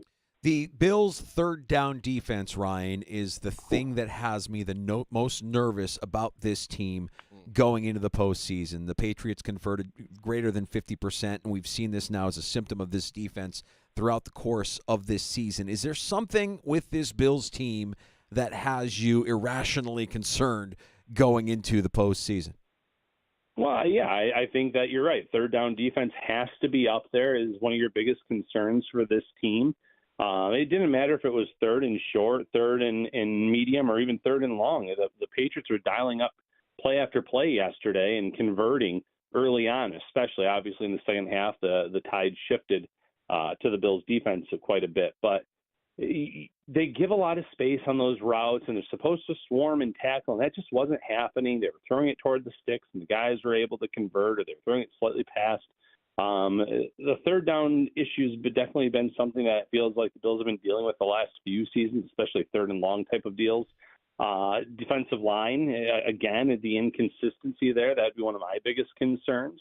But probably my biggest concern would be special teams. They're just so inconsistent there from a kicking perspective, from the kick coverage perspective, from the fact that Sean McDermott came out yesterday and pretty much said that they weren't in the right defense on that fake that the Patriots ran. They should have had their starters out there, been alert for the fake, and instead, they give up that first down. Yeah, the 4th and safe. Yeah, we played that earlier, Ryan, and Sean McDermott, the tone yesterday, either he was a little under the weather, but he sounded perturbed about that. And also bringing up the opening kickoff, too, which kind of set the Patriots on their way for that first touchdown drive. If the Bills don't get to where they want to get to this year, is Matthew Smiley's job in jeopardy, would you think? Yeah, I would think so. I feel like the seat's not just hot; it's on fire at this point. So if the Bills don't somehow get to that ultimate destination, I think that's the first move that's made at the end of the year. And I have mixed feelings on that. Why hold on to a guy if you ultimately feel like you're probably going to part ways with him at the end of the season? Is there someone internal that can handle this? If you keep making these same mistakes over and over, and you can go to last season, the Denver game, you can point out a lot of special teams errors that this team has made in the last 2 seasons alone, and it's a little bit baffling that he is so safe right now, and it just feels like they're running out the clock, and there's still some important games right now in the regular season, but especially in the playoffs where you're not necessarily going to be able to win a game if you make a big mistake on special teams. Yeah, I mean, I don't need special teams to win you the game. I just don't need you to lose the game. I mean, we could do a power ranking of some of these plays. Ryan, this is 2 weeks ago that you didn't have 10 men on the field. You had 9 men on the field for the final play of the game, and that was special teams. Yeah, 9 men on the field, so you couldn't go for the punt block. No one tells Codrington, hey, you got to pick up that ball and at least try to return it, or else the time runs out on the game, and that's exactly what happened. Again, were the Bills going to block that punt? Probably not, but at least you want to get out your 11 guys on the field and try something that's in your arsenal to block that kick. And you would also think you'd have the wherewithal to tell your kick returner this has to be returned. You can't just leave it on the field to play. The time runs out, the game's over, and that's exactly what happened 2 weeks ago against the Rams. Ryan, 3 weeks ago. If we're going to talk about coordinators, knowing that the Bills are holding back and that we probably haven't seen exactly everything that's in their arsenal here, and we'll see it more in the postseason on a bigger stage. I'm worried about the future of Joe Brady. I'm actually not worried about it. I think Joe Brady's going to be fine. I'm worried about the future of Joe Brady in Buffalo because I have a feeling when it's all said and done, he's going to become one of these hotter head coaching commodities here in this cycle. What are your thoughts on Brady and the Bills long term? Yeah, I think Brady's done a really good job. I don't know if he's going – I think he's going to get some interviews, absolutely. I could see a team like the Bears with a young quarterback like Caleb Williams wanting to bring in an offensive-minded coach. I could see him being high on their priority list of potential candidates and getting some other interviews. I'm not quite sure that he's going to be ready yet to take that job, and I get that these positions you only get so many opportunities to take those opportunities, and when you're a hot commodity one year, it might just be another year where you could be out of a job. You look at Brian Dable, he goes into New York. He's the coach of the year his first year, and I still think he returns next season. But, man, the next 2 years have not been so good for him. Fans are having planes fly over the stadium pregame about firing everyone. And people turn on you fast. Same thing when you're a coordinator. I look at Lou Anarumo from the Bengals. He was a hot candidate for all of one offseason, and now there's a lot of Bengals fans that want to see him gone, and rightfully so. They've wasted a really good year from Joe Burrow. So those are the tough decisions if you're Joe Brady, but at the same time, I think there's going to be a lot of teams that pick his brain. I'm just not quite sure that this is the offseason that he leaves. Something I noticed yesterday in the Bills locker room, and hopefully I won't get my hand slapped for mentioning this. I'm not telling tales out of school. The Bills locker room is one of the older ones in the league just by space. And now that you have practice squad spots available, there just aren't enough stalls. So, Danger, they set up these kind of makeshift ones in the middle. And I noticed, oh, gosh, one of these kind of new makeshift lockers, number 23, Micah Hyde. Did not see Micah Hyde in the locker room yesterday, by the way. But that's my question, Ryan. It's kind of like a storyline that was hot for a minute, and then we kind of forgot about it. But in these last 2 games, do you think that we would see a promotion for Micah Hyde just to see, hey, if we're going to treat this like a glorified preseason game, particularly Week 18 here, why not give it a shot? Yeah, I would actually be shocked if he wasn't elevated in Week 18. You bring him in, you're getting him up to speed, you're getting his playing weight up. He's done all of that now. You want to see him on the field so that way come playoff time where there's unlimited elevations, if he's one of those guys that you should be bringing up to help this defense out. You obviously feel really good about Taylor Rapp from what he's done this season, from what DeMar Hamlin have done, but they've been banged up the last few weeks. And Cole Bishop exited last week's game, and it was just cramps, but you just never know with that whole next man up. You're playing guys at multiple spots like a Cam Lewis because he's versatile enough to do it right now, but Micah Hyde has a lot of experience. You want to at least see what he looks like out there in what would be a meaningless regular season game to see if you could count on him come playoff time. It's revisionist history. There's nothing you can do about it now, but I'm just so curious if you have any insight as to what happened to Mike Edwards with the Bills, because, for a guy that they brought in that came in with some fanfare, a guy who was a Super Bowl champion, seeing him make plays last night in that Tampa and Dallas game made me think, boy, that would have been nice to have earlier today with the Bills and the Patriots. Was that just a clash of personalities? Was it just a matter of the guy not being healthy enough to get on the field when the Bills did have him on the roster? I just think it had a lot to do with the more you can do, the easier it is to get a game day jersey. And, as I already mentioned, he didn't win a starting job because of injuries coming out of camp. So he's already behind the 8 ball there. And once Cole Bishop got healthy, you wanted to get your rookie or second-round pick active and in some games here and there. Then you have guys like Jamarcus Ingram who can wear a lot of different hats, Cam Lewis who can do a lot of different things. They also contribute on special teams. And, Edwards just didn't do those things. But you're right. I watched that game last night, too. It was a big third-down play, and he came in and he tackled the player to make sure he stopped short of the first down. He has those abilities. He's done it in his career as more of a reserve role.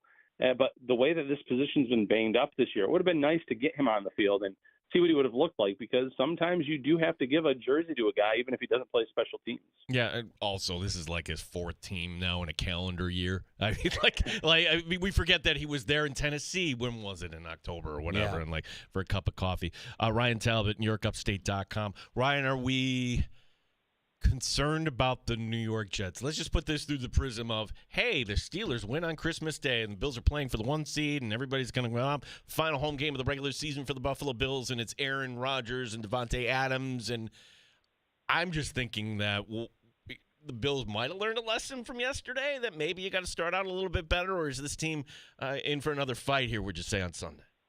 Well, I think anytime you go against a division opponent, you're going to be in for a little bit of a fight. And I did watch that Jets game yesterday, and it's funny. Early in the game, man, the defense looks good. They're forcing some mistakes from the Rams. They're getting off the field.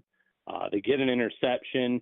Offensively, they score a touchdown. They're looking pretty strong. And then all of a sudden, you look at the end of the game, and they're sitting there with single-digit points. They're not playing a great brand of football. They're missing field goals, which has been an issue all year long. You see the frustration with Rodgers. He's off the mark on a few plays to Devontae Adams and Garrett Wilson. At a crucial time, he is going to one of his reserve tight ends instead of his 2 playmakers.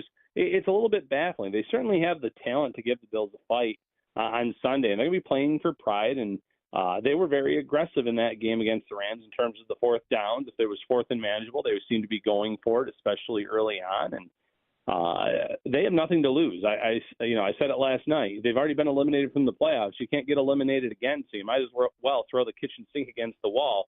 You're out there playing for an opportunity next year, whether it's with the Jets or another team. If you're on that roster, you're trying to. It's an open audition, so to speak, for those players. Well, one thing we know about the Jets' defense is it can be run on, and one thing we know is that James Cook is having the kind of season that gets running backs in the NFL paid. How critical is Cook's involvement? And for that matter, let's not discount Ray Davis or Ty Johnson as well. They've been spectacular. The Bills' run game against the Jets is going to be a key, is it not? Oh, 100%. And the good thing about the good news for the Bills is that they're firing on all cylinders in the run game. You talk about James Cook ripping off 40-plus yard touchdown runs, and the vision, the speed, catching touchdown passes out of the backfield, can do it all. Ty Johnson, I don't want to say he's emerged as the number 2 back, but it feels like he's getting more and more opportunities every single week. Josh Allen raves about him as the 3rd down back on this roster, and you see why with the running style, his ability to catch the ball out of the backfield. And Ray Davis, too. When his number was called on earlier this season when Cook missed time, he looked great. And maybe he's just one of those backs that needs those extra reps. He hasn't flashed as much since that game, but overall, they have one of the best trios, if not the best trio of backs in the league, and that's going to help them a great deal against the Jets this upcoming weekend and come playoff time, too. Ryan, last one for me, and because we're not going to have a chance to talk to you until 2025, and by that point we'll know what the Bills' playoff fate is here at the beginning of this journey. So my question is, for the sake of this, the Bills are the number 2 seed. Who would you prefer the Bills play as the 7? And of all the potential 7 seed teams, which one would you think would give Buffalo the hardest time? That is a fantastic question. You look at it now, and I wouldn't mind a matchup against Denver, as good as they've played. I know they just dropped a game to the Chargers. A rookie quarterback in Bo Nix, coming on the road, coming in the cold, in the elements in Buffalo. McDermott's had some success against young quarterbacks. I don't think that would be a terrible matchup. They obviously have talent on both sides of the ball. But you can say that about any of these wild card teams. There's something about Justin Herbert that I still really like. He hasn't put it all together. He hasn't become the quarterback that I expected him to become. But you bring a Los Angeles guy to Buffalo, I would still like that matchup for the Bills. But, man, he has the arm talent to make all the throws and all the elements.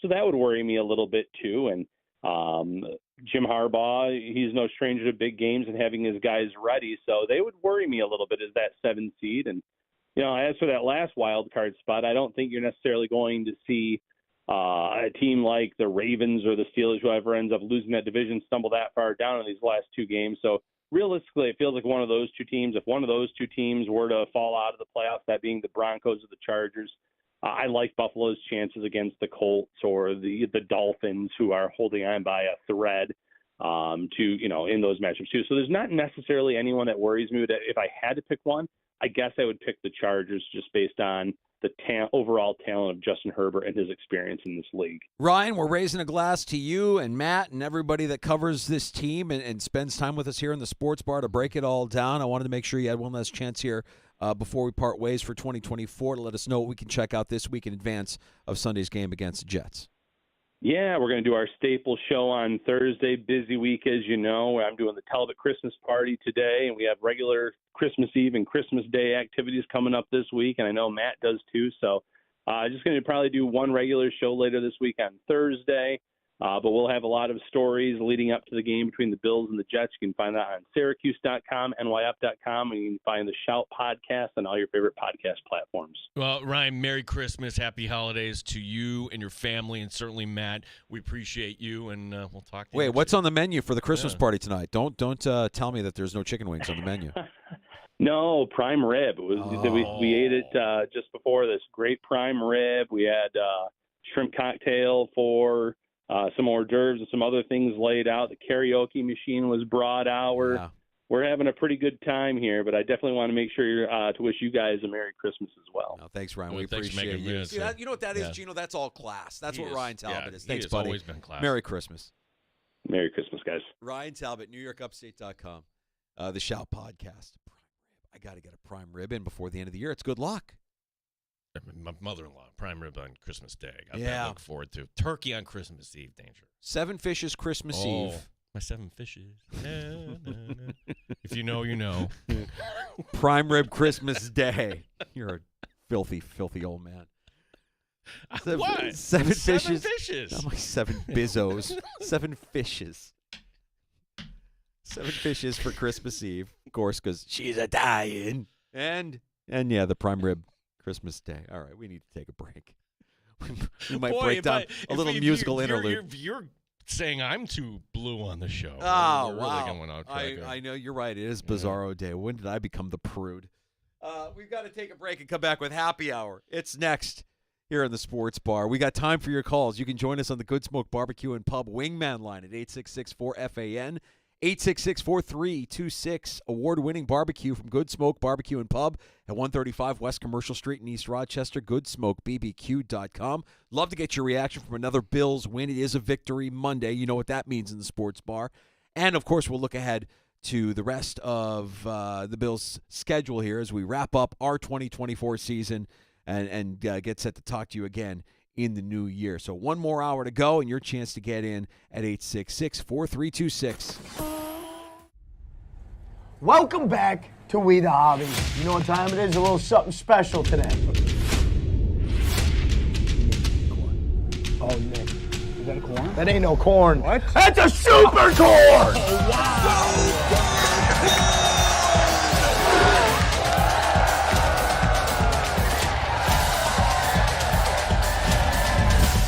Visit us at 23 Arlington Street in Rochester.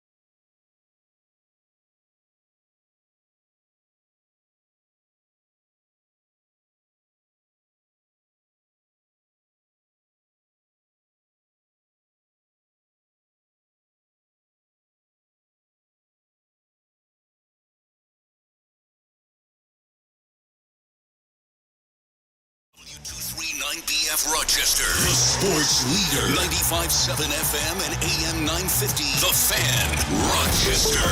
An Odyssey sports station. The Fan, Rochester. Sports update. A win is a win, as they say. The Bills at 12-3 following the 24-21 win over New England. Taron Johnson, second touchdown of the year. Greg made an incredible play, and he get on the ball fast enough. You know what I'm saying? But all the credit goes to him. I mean, he made an amazing play. I was just there to finish it, that's all. Bills host the Jets this coming Sunday at 1 o'clock. Week 16 wrapping up tonight. The Packers double-digit favorites over the Saints at Lambeau. Sabres look to break their 13-game losing streak tonight. They play the Islanders on the road. Puck drop is at 7:30 here on the Fan. Final from today, the Devils shutting out the Rangers 5-0. This has just gone final. Winnipeg over Toronto 5-2. The Amerks next in action Friday hosting Utica. Gene Battaglia, the sports leader, 95.7 FM and AM 950. The Fan, Rochester.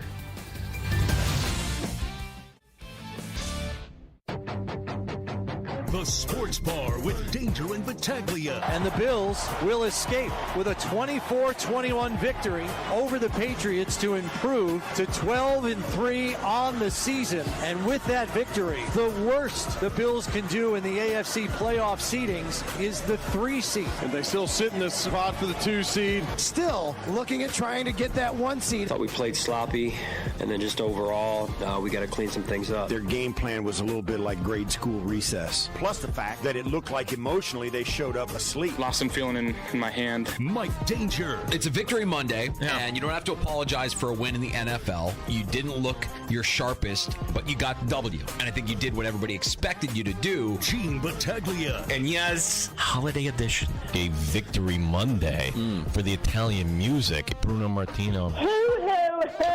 Gentlemen. 95.7 FM and AM 950 The Fan, Rochester.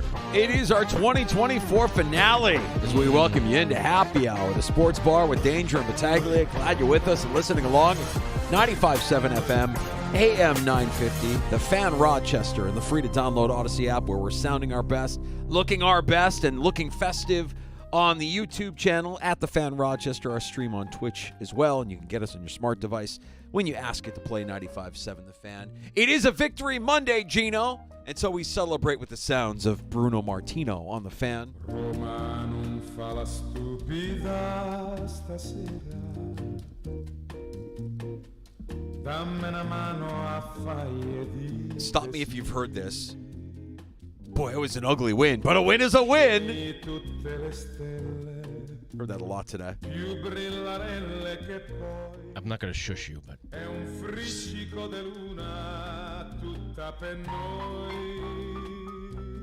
I don't care. Any win means we get to hear Bruno Martino Correct. here in the sports bar. I mean, holidays is a time to reflect. Not one of you. No one had the Bills winning 12 games this year. I thought I was going overboard with 10. So 12-3, but I think the overarching theme is this, Danger, and when the Bills lost to the Chiefs last year, we looked at the final sequence and we thought, you know what? That's a Bills team that beat themselves. The Bengals game. Hey, the Bills did. We've been over that. 13 seconds. Can anybody beat the Bills, or is it going to be the Bills beating the Bills? Because they were not buttoned up yesterday. It's a couple of things that cross my mind as kind of like you review some of the post-game comments. One, you mentioned in your sports update earlier with Josh Allen, basically saying, hey, look, we're in this weird spot where we're still playing for the 1 seed, but we know we're in the playoffs and we don't want to show our hand. So from a game plan standpoint, and Tasker mentioned it there in the open as well, that the game plan looked very elementary.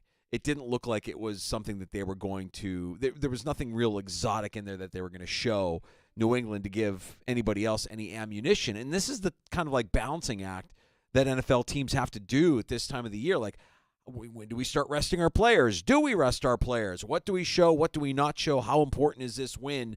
And every win in the NFL is important. You're going to hear that divisional wins are harder than other wins, and that's true. The Patriots came in, and they played well.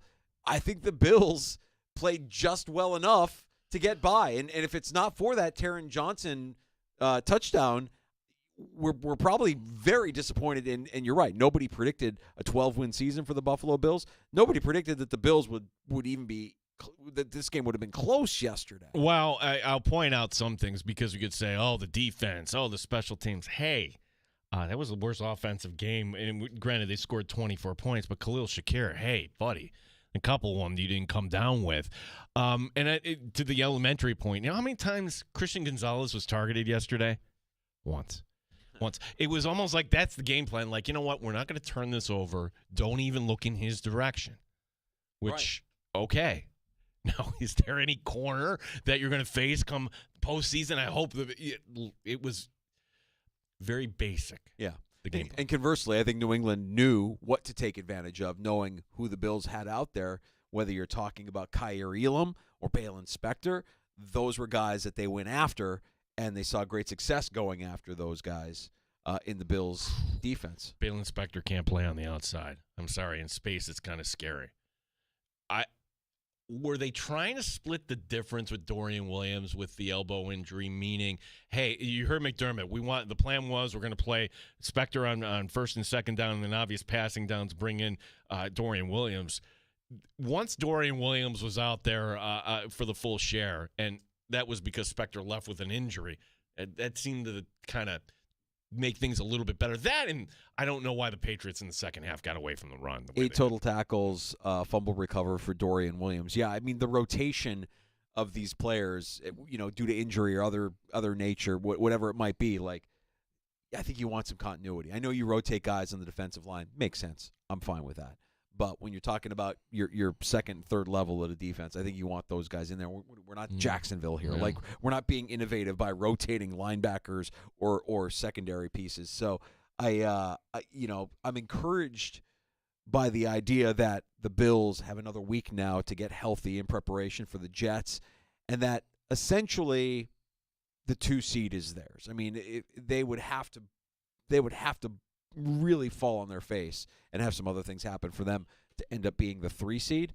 And that's the worst that they can do as far as seeding goes. And I'm not too concerned that the 1 seed, with the Chiefs getting the win over the weekend on Saturday, that the 1 seed feels pretty much out of reach, a pipe dream for the Buffalo Bills. Well, it's where Kansas City wins and Buffalo is the 2. That's that, right? Because Pittsburgh will have lost once again.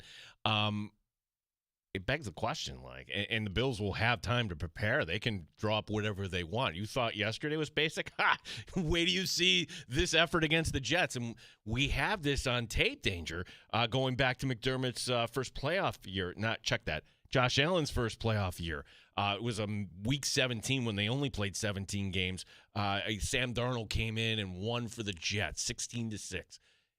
It was so forgettable. The Bills didn't really care that game, and they got to Houston for the wild card round. Yeah, a little bit of a scare in the game yesterday, and a reminder of how fragile the NFL's ecosystem is. If you're a player, a star player, an MVP candidate, and you land or roll on your elbow the wrong way, you can hear a lot of people holding their breath. This is Josh Allen talking about that hand injury that stemmed from his elbow. Yeah, a little elbow.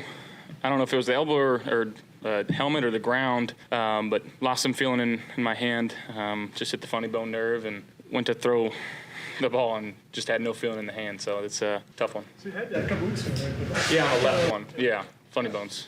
Did that feeling return to your hand, or how did you feel comfortable going back out there? Yeah, I mean, it took a good 5 to 10 minutes of just making sure, trying to get some blood flow back in there and some activation. When it's cold like that too, the more you leave it out, the whole hand gets. So it was a weird feeling. Just glad it's gone now. Josh, was there any doubt that you would go back in the game during that time when Mitch was warming up, when you were shaking your hand out a good bit on the sideline? Just take us through that time. Yeah, just depending on when we got the ball back. Fortunately, it was a longer drive where I was able to get some feeling and sensation back in the hand. But if we got a sudden change, I probably wouldn't have been out there. Can we assume that the blooper ball, that was right after you got hurt, right? Was that, or did the ball just slip out of your hand on that? No, it was the play after. Yeah, it was. Yeah, the play after. We can assume that's what the problem was there? Yes. Yeah, it was more so I had no feeling in the hand. Yeah, it's hard to throw without feeling in your hand. Why'd you try? Could have called a timeout, but you can you can I breathe easy knowing that he's okay. I would just kind of, if that ever happens again, Josh, that's not smart. If you don't have any feeling in your hand, like if that gets picked off and goes the other direction, like, hey, something's wrong. Here's Josh Allen throwing a ball like I would throw it straight up into the air and it doesn't go anywhere. And hey, well, remember the whole sequence right after that. The Bills pin New England deep inside their own 10, and then Drake May throws a pass to the flat, which he should never have done. It was actually behind the line of scrimmage. Greg Rousseau blows the play up, and Taron Johnson's like, oh, I'll follow this. Yeah, this is a difference in the game. Yeah. Well, you have some lighthearted moments there with Josh Allen, and luckily he's okay. Sean McDermott was in no mood after the game, and this was, I think, the most telling when you talk about the Pats getting over on the Bills and special teams with that fake punt. Sean McDermott, he's not throwing anybody under the bus here, but you can tell he's not pleased with exactly what was called and how it was executed on the field. I should have never been in punt return. Should have been in a defense safe situation, 4th and 2. I think, approximately maybe 3 to 4 minutes to go before half, they're trying to steal a possession away from us by keeping us on the field, knowing that, we're getting the ball after half as well. So, you know how dangerous Josh is. We get the ball before half. We talk about it all the time. We score, we get the ball after half, double dip. So, they were trying to limit the amount of times Josh touches the ball and our offense touches the ball, and so we got to do a better job there and making sure we get the right grouping on the field right there for that situation. Was that on Matthew not getting? Yeah, we went. Yeah, we need to be in defense stay. I mean, this is what he's saying. That's on Matthew. Yeah. That's Perino pressing him on that, and this is not a one-time thing. This is a trend. Okay. Do I need to point to two things in the Rams game where you have 9 players on the field and your punt returner doesn't know what to do, and then you get blown up on the decisive play of that game? You allow a punt return for a touchdown. Danger. I don't need special teams to win a game. It's nice every once in a while. And by special teams, I'm not talking about Tyler Bass or the punting unit. I'm talking about these basic things. 4th and 2, to give that up to the Patriots. Now, on the positive side, like the winning difference, 50-yard field goal from Tyler Bass. Yeah. Yeah, Bass went, what was he, 4 for 4? Yeah. Not bad. In what has been a largely inconsistent season. It's kind of interesting that the Bills are offensively now in getting the respect that they've earned, and teams are constantly trying to steal that possession away in one way, shape, or form, whether you're talking about those Lions going for an onside kick with 12 minutes left to go, or the Patriots trying a fake punt from deep in their own zone. It's important. It's important to try and steal a possession, knowing Josh Allen and the Bills' offense, they haven't been turning the ball over this season. Mm-hmm. And if you want to win games, you're going to have to get a possession or two away from the Buffalo Bills and keep them sidelined. So the Patriots had the right idea there and ultimately fall short. Now it's the Jets. The Jets come into Orchard Park. We had Dan Leberfeld at Jets Confidential stop by the sports bar in the 3 o'clock hour and shed some light on everything that's happening in New York, with the Jets falling yesterday to the Rams and now claiming this dubious distinction of being the only team in NFL history to go through an entire game and not punt while scoring less than 10 points. It's fantastic. We talked to Dan, and there's just a lot of drama surrounding this team. We didn't even get to the fact, Danger, that there were some cryptic quotes from Garrett Wilson. Does he mean he wants to out here? Another thing from Sauce Gardner on social media. Like that. Those are the guys that you should be building the team around. But it's a team, it's a roster where you look and you see talent, and then you just see this massive dysfunction. And to have Dan come up with us and basically say, yeah, that all kind of checks out, that report from The Athletic. It was well-sourced, talking about the teenage son, talking about some of the things behind the scenes. Can this Jets team kind of rise up here during a holiday week in the cold of Buffalo? I guess what yesterday taught us, suppose anything is possible. Yeah. But, I'll also say this, too, and everybody says this. The eye test with Aaron Rodgers, it's not like the arm has gone anywhere. No, he can still make plays. On occasion, you'll see him make a play. And so much so that you think to yourself, oh, maybe he will come back next year. And I think he probably will come back next year. I guess that is going to be beauty is in the eye of the beholder, and depends on who they bring in for their head coach, who they bring in for their GM. But as far as Sunday is concerned, and if you're the Bills and you're saying after the New England game that we're not showing all of our cards, we're not laying them all out on the table right now, you can run against this Jets defense. Leberfeld laid that out for us, and I would expect another heavy dose of that Bills backfield led by James Cook, who was once again spectacular yesterday against the Patriots. Went to the game yesterday. Oh, it was cold out there. Going home, Danger, last night, that was not good. But this week, mid-40s and rain. It's going to be a different vibe out there. So, yeah. What do you mean? We're not going to get sunshine and 50 in December? No, just the rain, though. Part of it, yeah.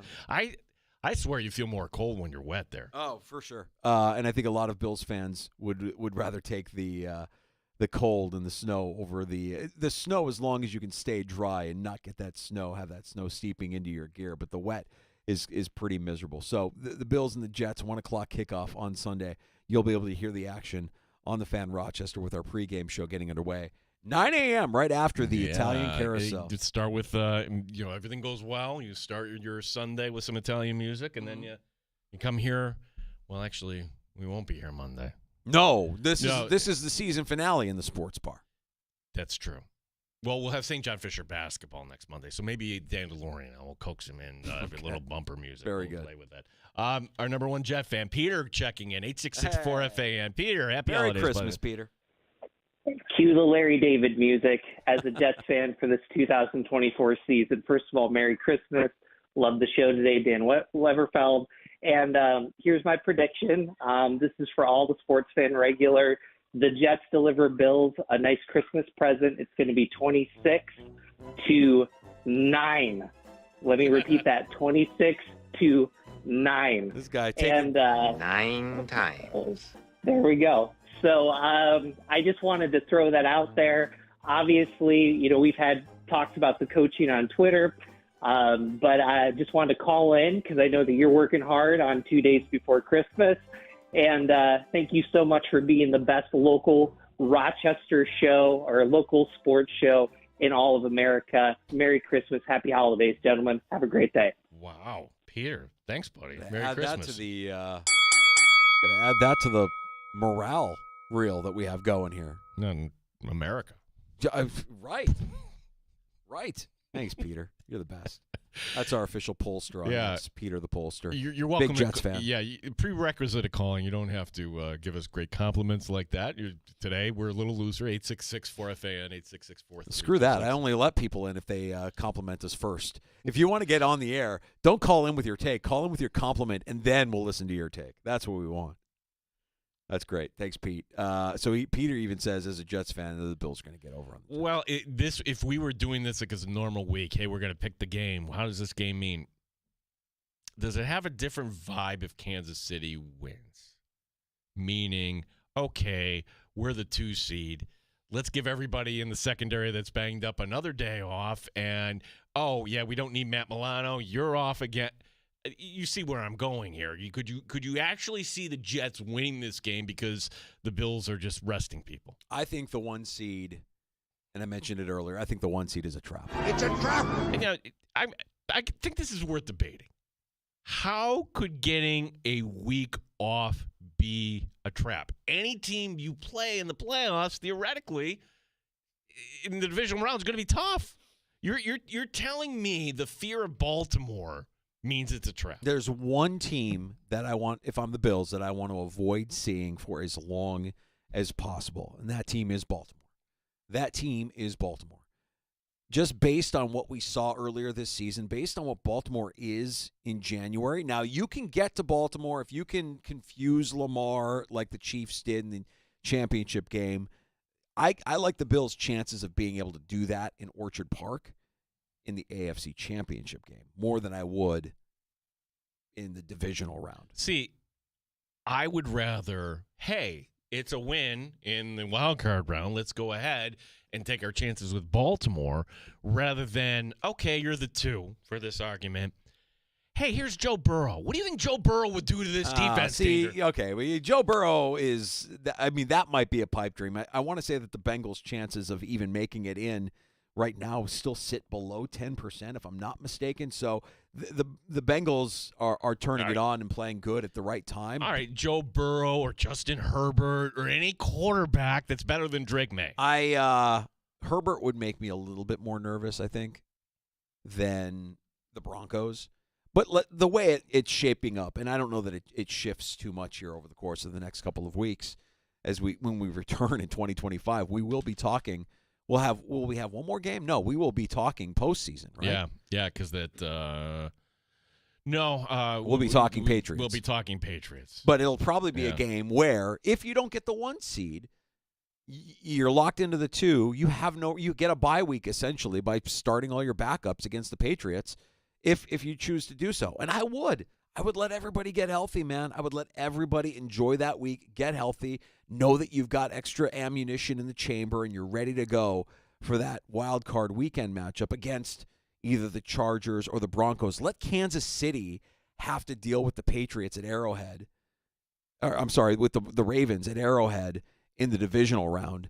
Force the Bills to face the Ravens as late as possible. If you face them at all, and if you end up having to go to Arrowhead for the AFC Championship game, that shouldn't make any Bills fan afraid. No, it's the idea, Danger, that you're banged up.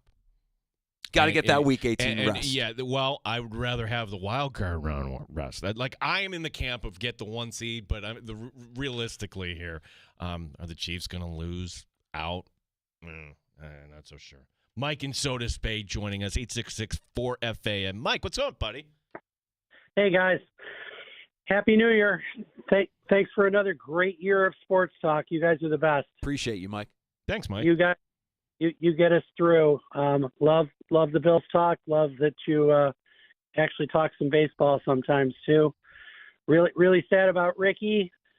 Now, if you were really going to honor Ricky, you would say – Mike in Soda Bay is really sad about Ricky. You got to go third person.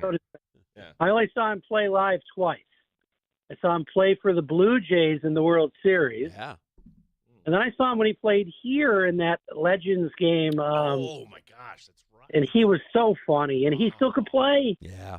He was as good as anybody on the Red Wings that year. Mike, I put it out there that I think there in the history of Major League Baseball, there hasn't been a player who was more fun than Ricky Not in Henderson. my lifetime. You're right, Danger. Not in my lifetime. That's for sure.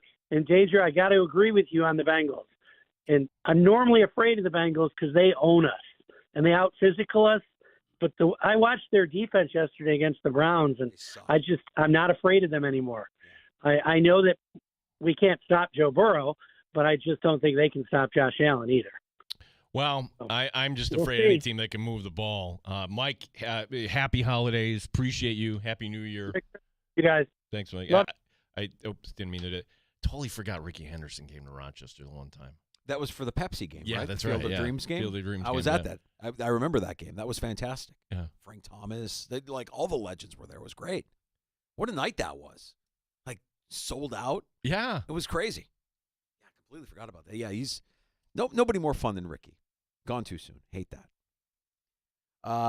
What do you say, Gino? Shall we take a break and get to a round of shots next? There's some meat left on the bone here in the sports bar that we haven't got to yet from the weekend. Well, do we want to talk hockey? The S word. Yeah.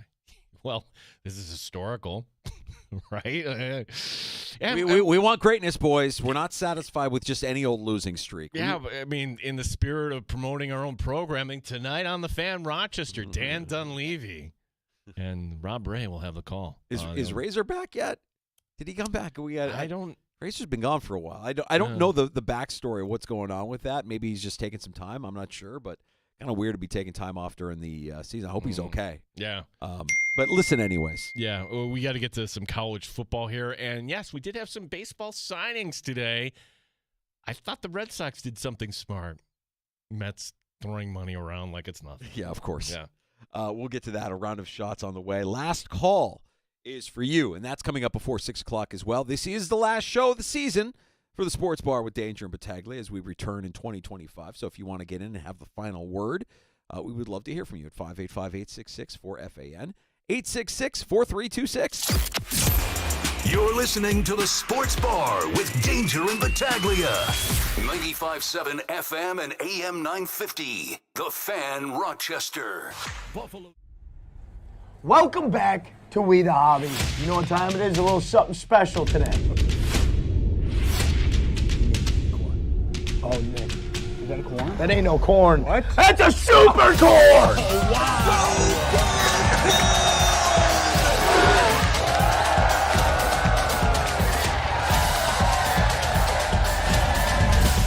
Visit us at 23 Arlington Street in Rochester.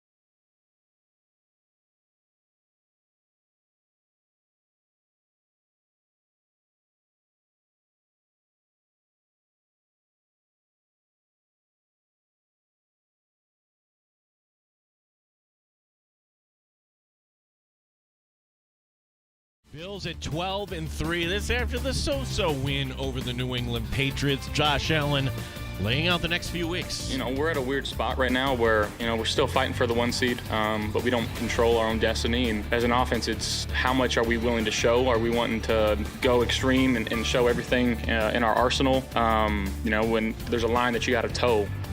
Bills listed as a 10-point favorite over the New York Jets this coming Sunday. Week 16 wrapping up tonight. The Green Bay Packers hosting the New Orleans Saints. The Sabres look to break their 13-game slide tonight. They host the Islanders on the road. Puck drop with Dan Dunleavy at 7:30 here on The Fan. Couple finals from today. The Devils shutting out the Rangers 5-0. Winnipeg with the best record in the NHL. They defeat Toronto 5-2. Gene Battaglia, the sports leader, 95.7 FM and AM 950. The Fan, Rochester. The only way to take the Fan Rochester with you is the free Odyssey app. Download it today and follow the sports leader, 95.7 FM and AM 950, The Fan Rochester. Happy hour rolls on. You're in the sports bar with Danger and Battaglia. Thanks for listening along at 95.7 FM, AM 950. Free to download Odyssey app and watching and subscribing to our YouTube channel at The Fan Rochester. Gino, let's get to a round of shots. So Sean McDermott just addressed reporters by Zoom at 5 o'clock, and we're yesterday.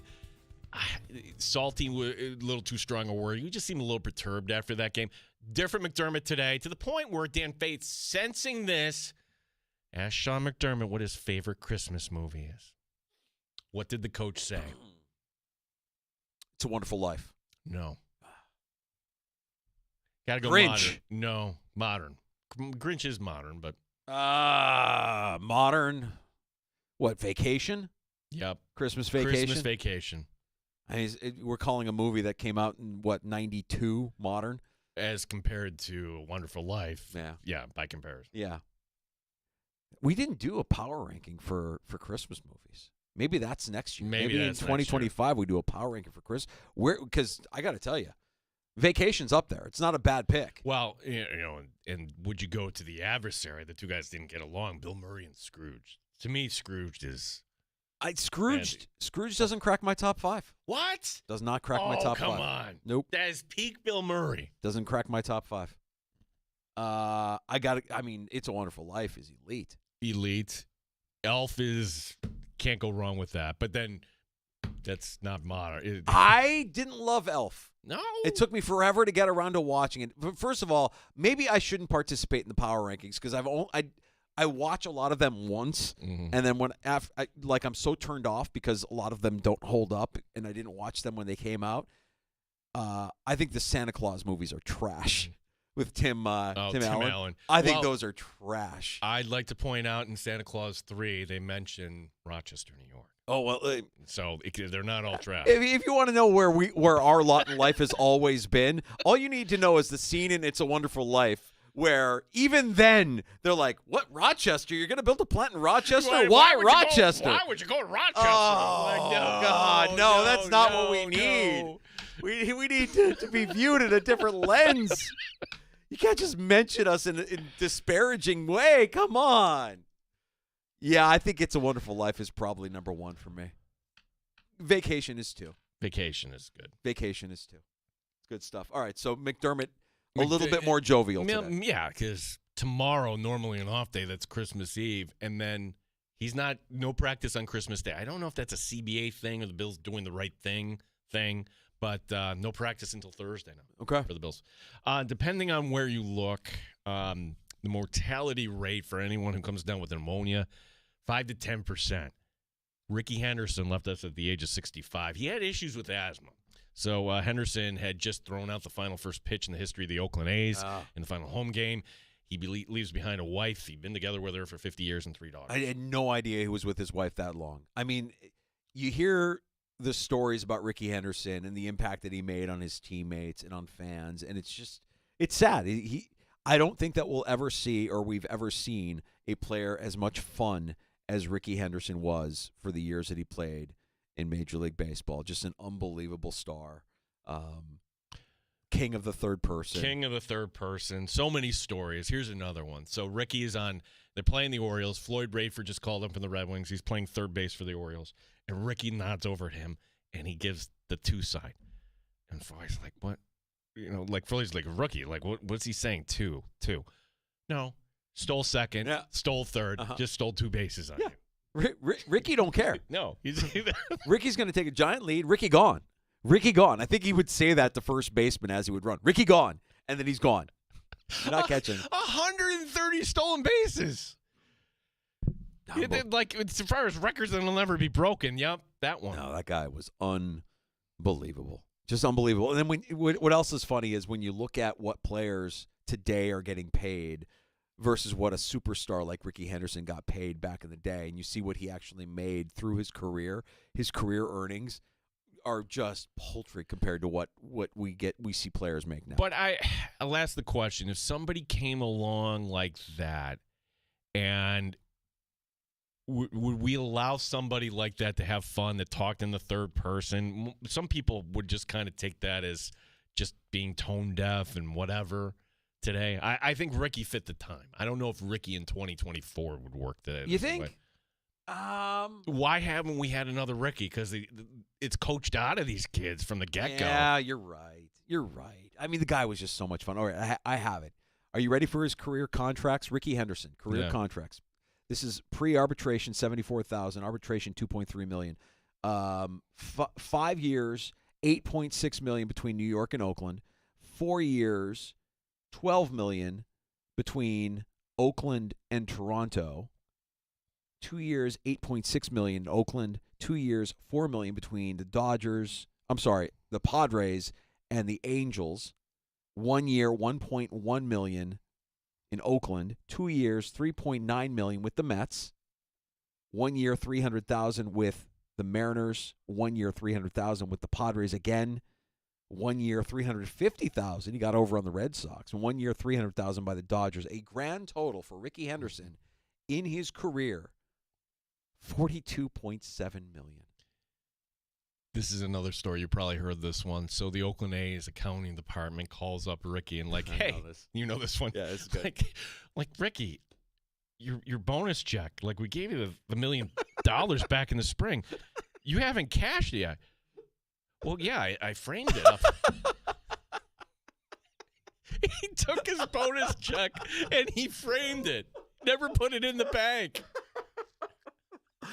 Oh, the guy was the best. He's the absolute best. Yeah, they had to cut him a new check. Say, go cash this one this time. Don't worry about framing it. Just go cash it. So good. God, he'll be missed. That's an unbelievable player. I know. 65. I'm like, holy cow. Yeah, New Year's resolution. Get healthy. There we go. Now on to more uplifting things, Danger, the Buffalo Sabres. Oh, boy. We're talking about the Bengals with a 9% chance to make the postseason. How about Buffalo, the Sabres, with a 0.8% chance to make the postseason, sitting firmly in last place of the NHL standings? So you're telling me there's a chance? Yep. 0.8% chance. Yeah! Yeah, and look, I would suggest watching a Christmas movie rather than tonight. The Islanders.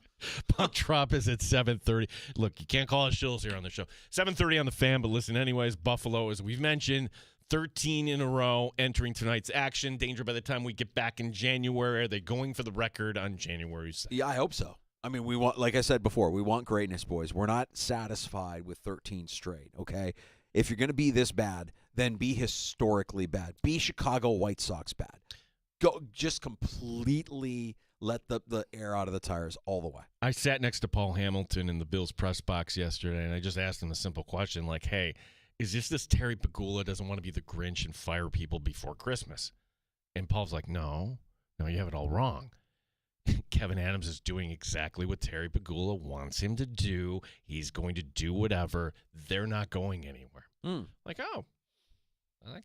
doesn't exactly give me hope. That's uplifting. Yeah. I won't be able to watch the Sabres tonight. I'm going to kick off my holiday by watching Gladiator with my two brothers-in-law, my father-in-law. We're just going to be four old dudes watching a movie in a dark movie theater together. Is that weird?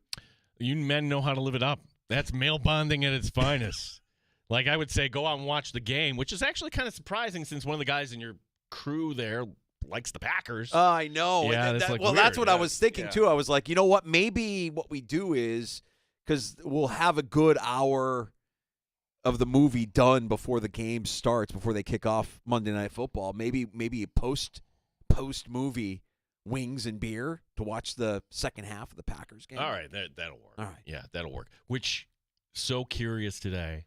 Danger and I exchanged presents, and I gave him a nice bottle of red. Yeah. And Danger gave me the odd box of Yeah. Cab. And I'm thinking, okay, like, I'll go find a corkscrew. I'll get something cold. It's Christmas Eve tomorrow, and you're drinking water? I'm drinking water. I'm hydrating. Who I've got 7 fishes to look forward to tomorrow night. I've got an unbelievable spread, an unbelievable feast ahead of me. Right now an IPA just doesn't sound like the right move. Doesn't sound like a good choice. Look, yeah, I just like, this is a new side of you. A little bit of discipline. Showing some restraint when it comes to my consumption. Yeah, don't worry. I'll be sitting at Tinseltown with a giant bucket of popcorn, like strapped to my head like a feed bag later tonight. There you go. I'll be swimming laps in my Diet Coke. The Amherst finishing up the holidays on a good note. While you were watching the Bills game, the Amherst won in Cleveland 3-2. Monsters get on the board to cut the lead to 2-1. And when the goal happened, on the ice showered thousands of teddy bears. Yeah. The teddy bear toss, they're not unique. A lot of teams do this, but this one was a little different. Seemed like the Monsters didn't have enough staff to clean up the ice. This took a really long time, a big delay. And the Amherst answered right out of it. 35 seconds after that, Zach Metza, Rochester back home Friday night against Utica. I like Metza. Metza's a winner. Really like that player for the Amherst. And he feels like the kind of player that could be in the AHL and with the Amherst for a good portion of his career. Like just a good, solid leader. You know who else is Mike Leone's a winner. I like Leone. I like Leone. Yeah, so far so good. I mean, these are nice wins. Although they're really good on the road. I want to see them kind of match that level of success here at Blue Cross Arena as well. Well, college football playoffs, they're kind of a dud right so far, but they get back going New Year's Eve. Danger Penn State facing Ashton Genty and Boise State. 3-6 matchup in Arizona. Triple header of playoff games on New Year's Day. Number 5, Texas. Number 4, Arizona State in Atlanta at 1 o'clock. Followed by the top seed, Oregon, Ohio State in the Rose Bowl. Yes. That feels right there in that time slot. And then the evening game, New Year's Eve, number 7, Notre Dame taking on number 2, Georgia. 8:45 p.m. New Year's night for the kickoff, so you're going to have to stay up late for that one. Let's also point out on Friday, Syracuse is on Fox Network. Holiday Bowl, they'll be facing Washington State. If you need more evidence that some people are only happy when they have something to complain about or they're miserable, I submit to you year one of the college football playoff, because Friday and Saturday, these games weren't really that compelling. They weren't that close. They weren't that entertaining. But I would say, while they'll probably go in and make some adjustments. We had 4 games with top 12 college football programs squaring off against each other on a Friday night and a Saturday, late December, where we normally don't have college football. Meaningful games. I'm okay with it. The games weren't close. I'm not defending the quality of the entertainment product, but I won't complain about it. Well, I thought it was a lazy take for people just to relitigate who got in. Right. It doesn't mean because SMU is there and they're doing a face plant at Happy Valley, well, Alabama should have gotten in. No, that's the beauty of college football. The regular season does mean something. Yes. And you can't lose to Vanderbilt. You can't lose to Oklahoma. I'm sorry. 3 losses. And Lane Kiffin, same thing. Zip it. Lane Kiffin tweeting, taking shots at the committee. Dude, if you could coach the way you tweet, maybe your team's in the playoff next year. Log off. Or maybe make an extra call to a recruit, or glad hand an NIL guy, and Never liked that help guy. your own. Get off the phone. Never liked that guy. That guy's always been a problem. He's a child. I've never liked that. Well, he's failed downward. I mean, his career has taken a weird arc, and good for him. Some signings in baseball today. The Red Sox spent money. They got former Dodgers pitcher Walker Buehler a 1-year, $21 million going to Boston. The Rangers grabbed Jock Peterson on a 2-year deal. The Mets re-up pitcher Sean Manaea. I like Sean Manaea. This is not my money. 3 years, $75 million. No, not into that one, huh? No. It's a lot. So far, the Mets this offseason have spent $920 million. You want to guess the next closest team? In off-season spending. Off-season spending. Oh, I could the Rangers, I'm guessing. No? Rangers are in the top 5. Okay. Rangers are in the top 5. I'm going to tell you that the second biggest off-season spender in Major League Baseball it's the LA Dodgers. Oh, okay. The reason why I'll bring this up is that the Mets, as I mentioned, have spent $920 million this offseason. The next closest, the LA Dodgers, $305 million. The Mets have spent $615 million more this offseason than any other team. Carolina to me yesterday. Oh, no. Oh, no. You know, like Juan Soto is fat. How are we going to deal with fat Juan Soto? Like what are we talking about here? We also have some deferred compensation here, I guess, from the Mania deal as well. This is according to Spot Track. It'll lower his salary down from the standard $25 million figure. So the Mets will carry a projected tax payroll just north of $280 million for Mania's contract. So you were mentioning how Ricky Henderson, his final year is 1 year $300,000, 1 year $350,000. Yeah. Andrew McCutchen, maybe this is his last year, 1 year $5 million. He goes back to the Pirates once again. Oh, okay. He'll play DH primarily with them. Finally, one last hour here together in the Sports Bar, one last segment in the Sports Bar in 2024. And if we look back on the year, one of the characters we met this year was Ray Gunn, the Australian break dancer. Yeah.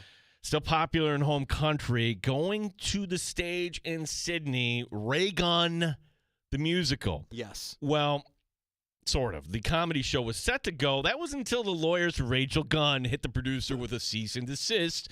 The show is now being forced to rename itself Breaking the Musical. All right, so this will be a musical based on her life, her struggle, her up and coming to her rise to the Olympic fame. Right. So, but is Ray Gunn, is your character actually trademarked? I mean, rather than fight him, like, okay. I imagine that Ray Gunn is probably trademarked. Yeah, she probably has lawyers and she has her name trademarked. So you can't, if she's not a part of this project, and I imagine she isn't a part of this project, then she's going to put that cease and desist into action.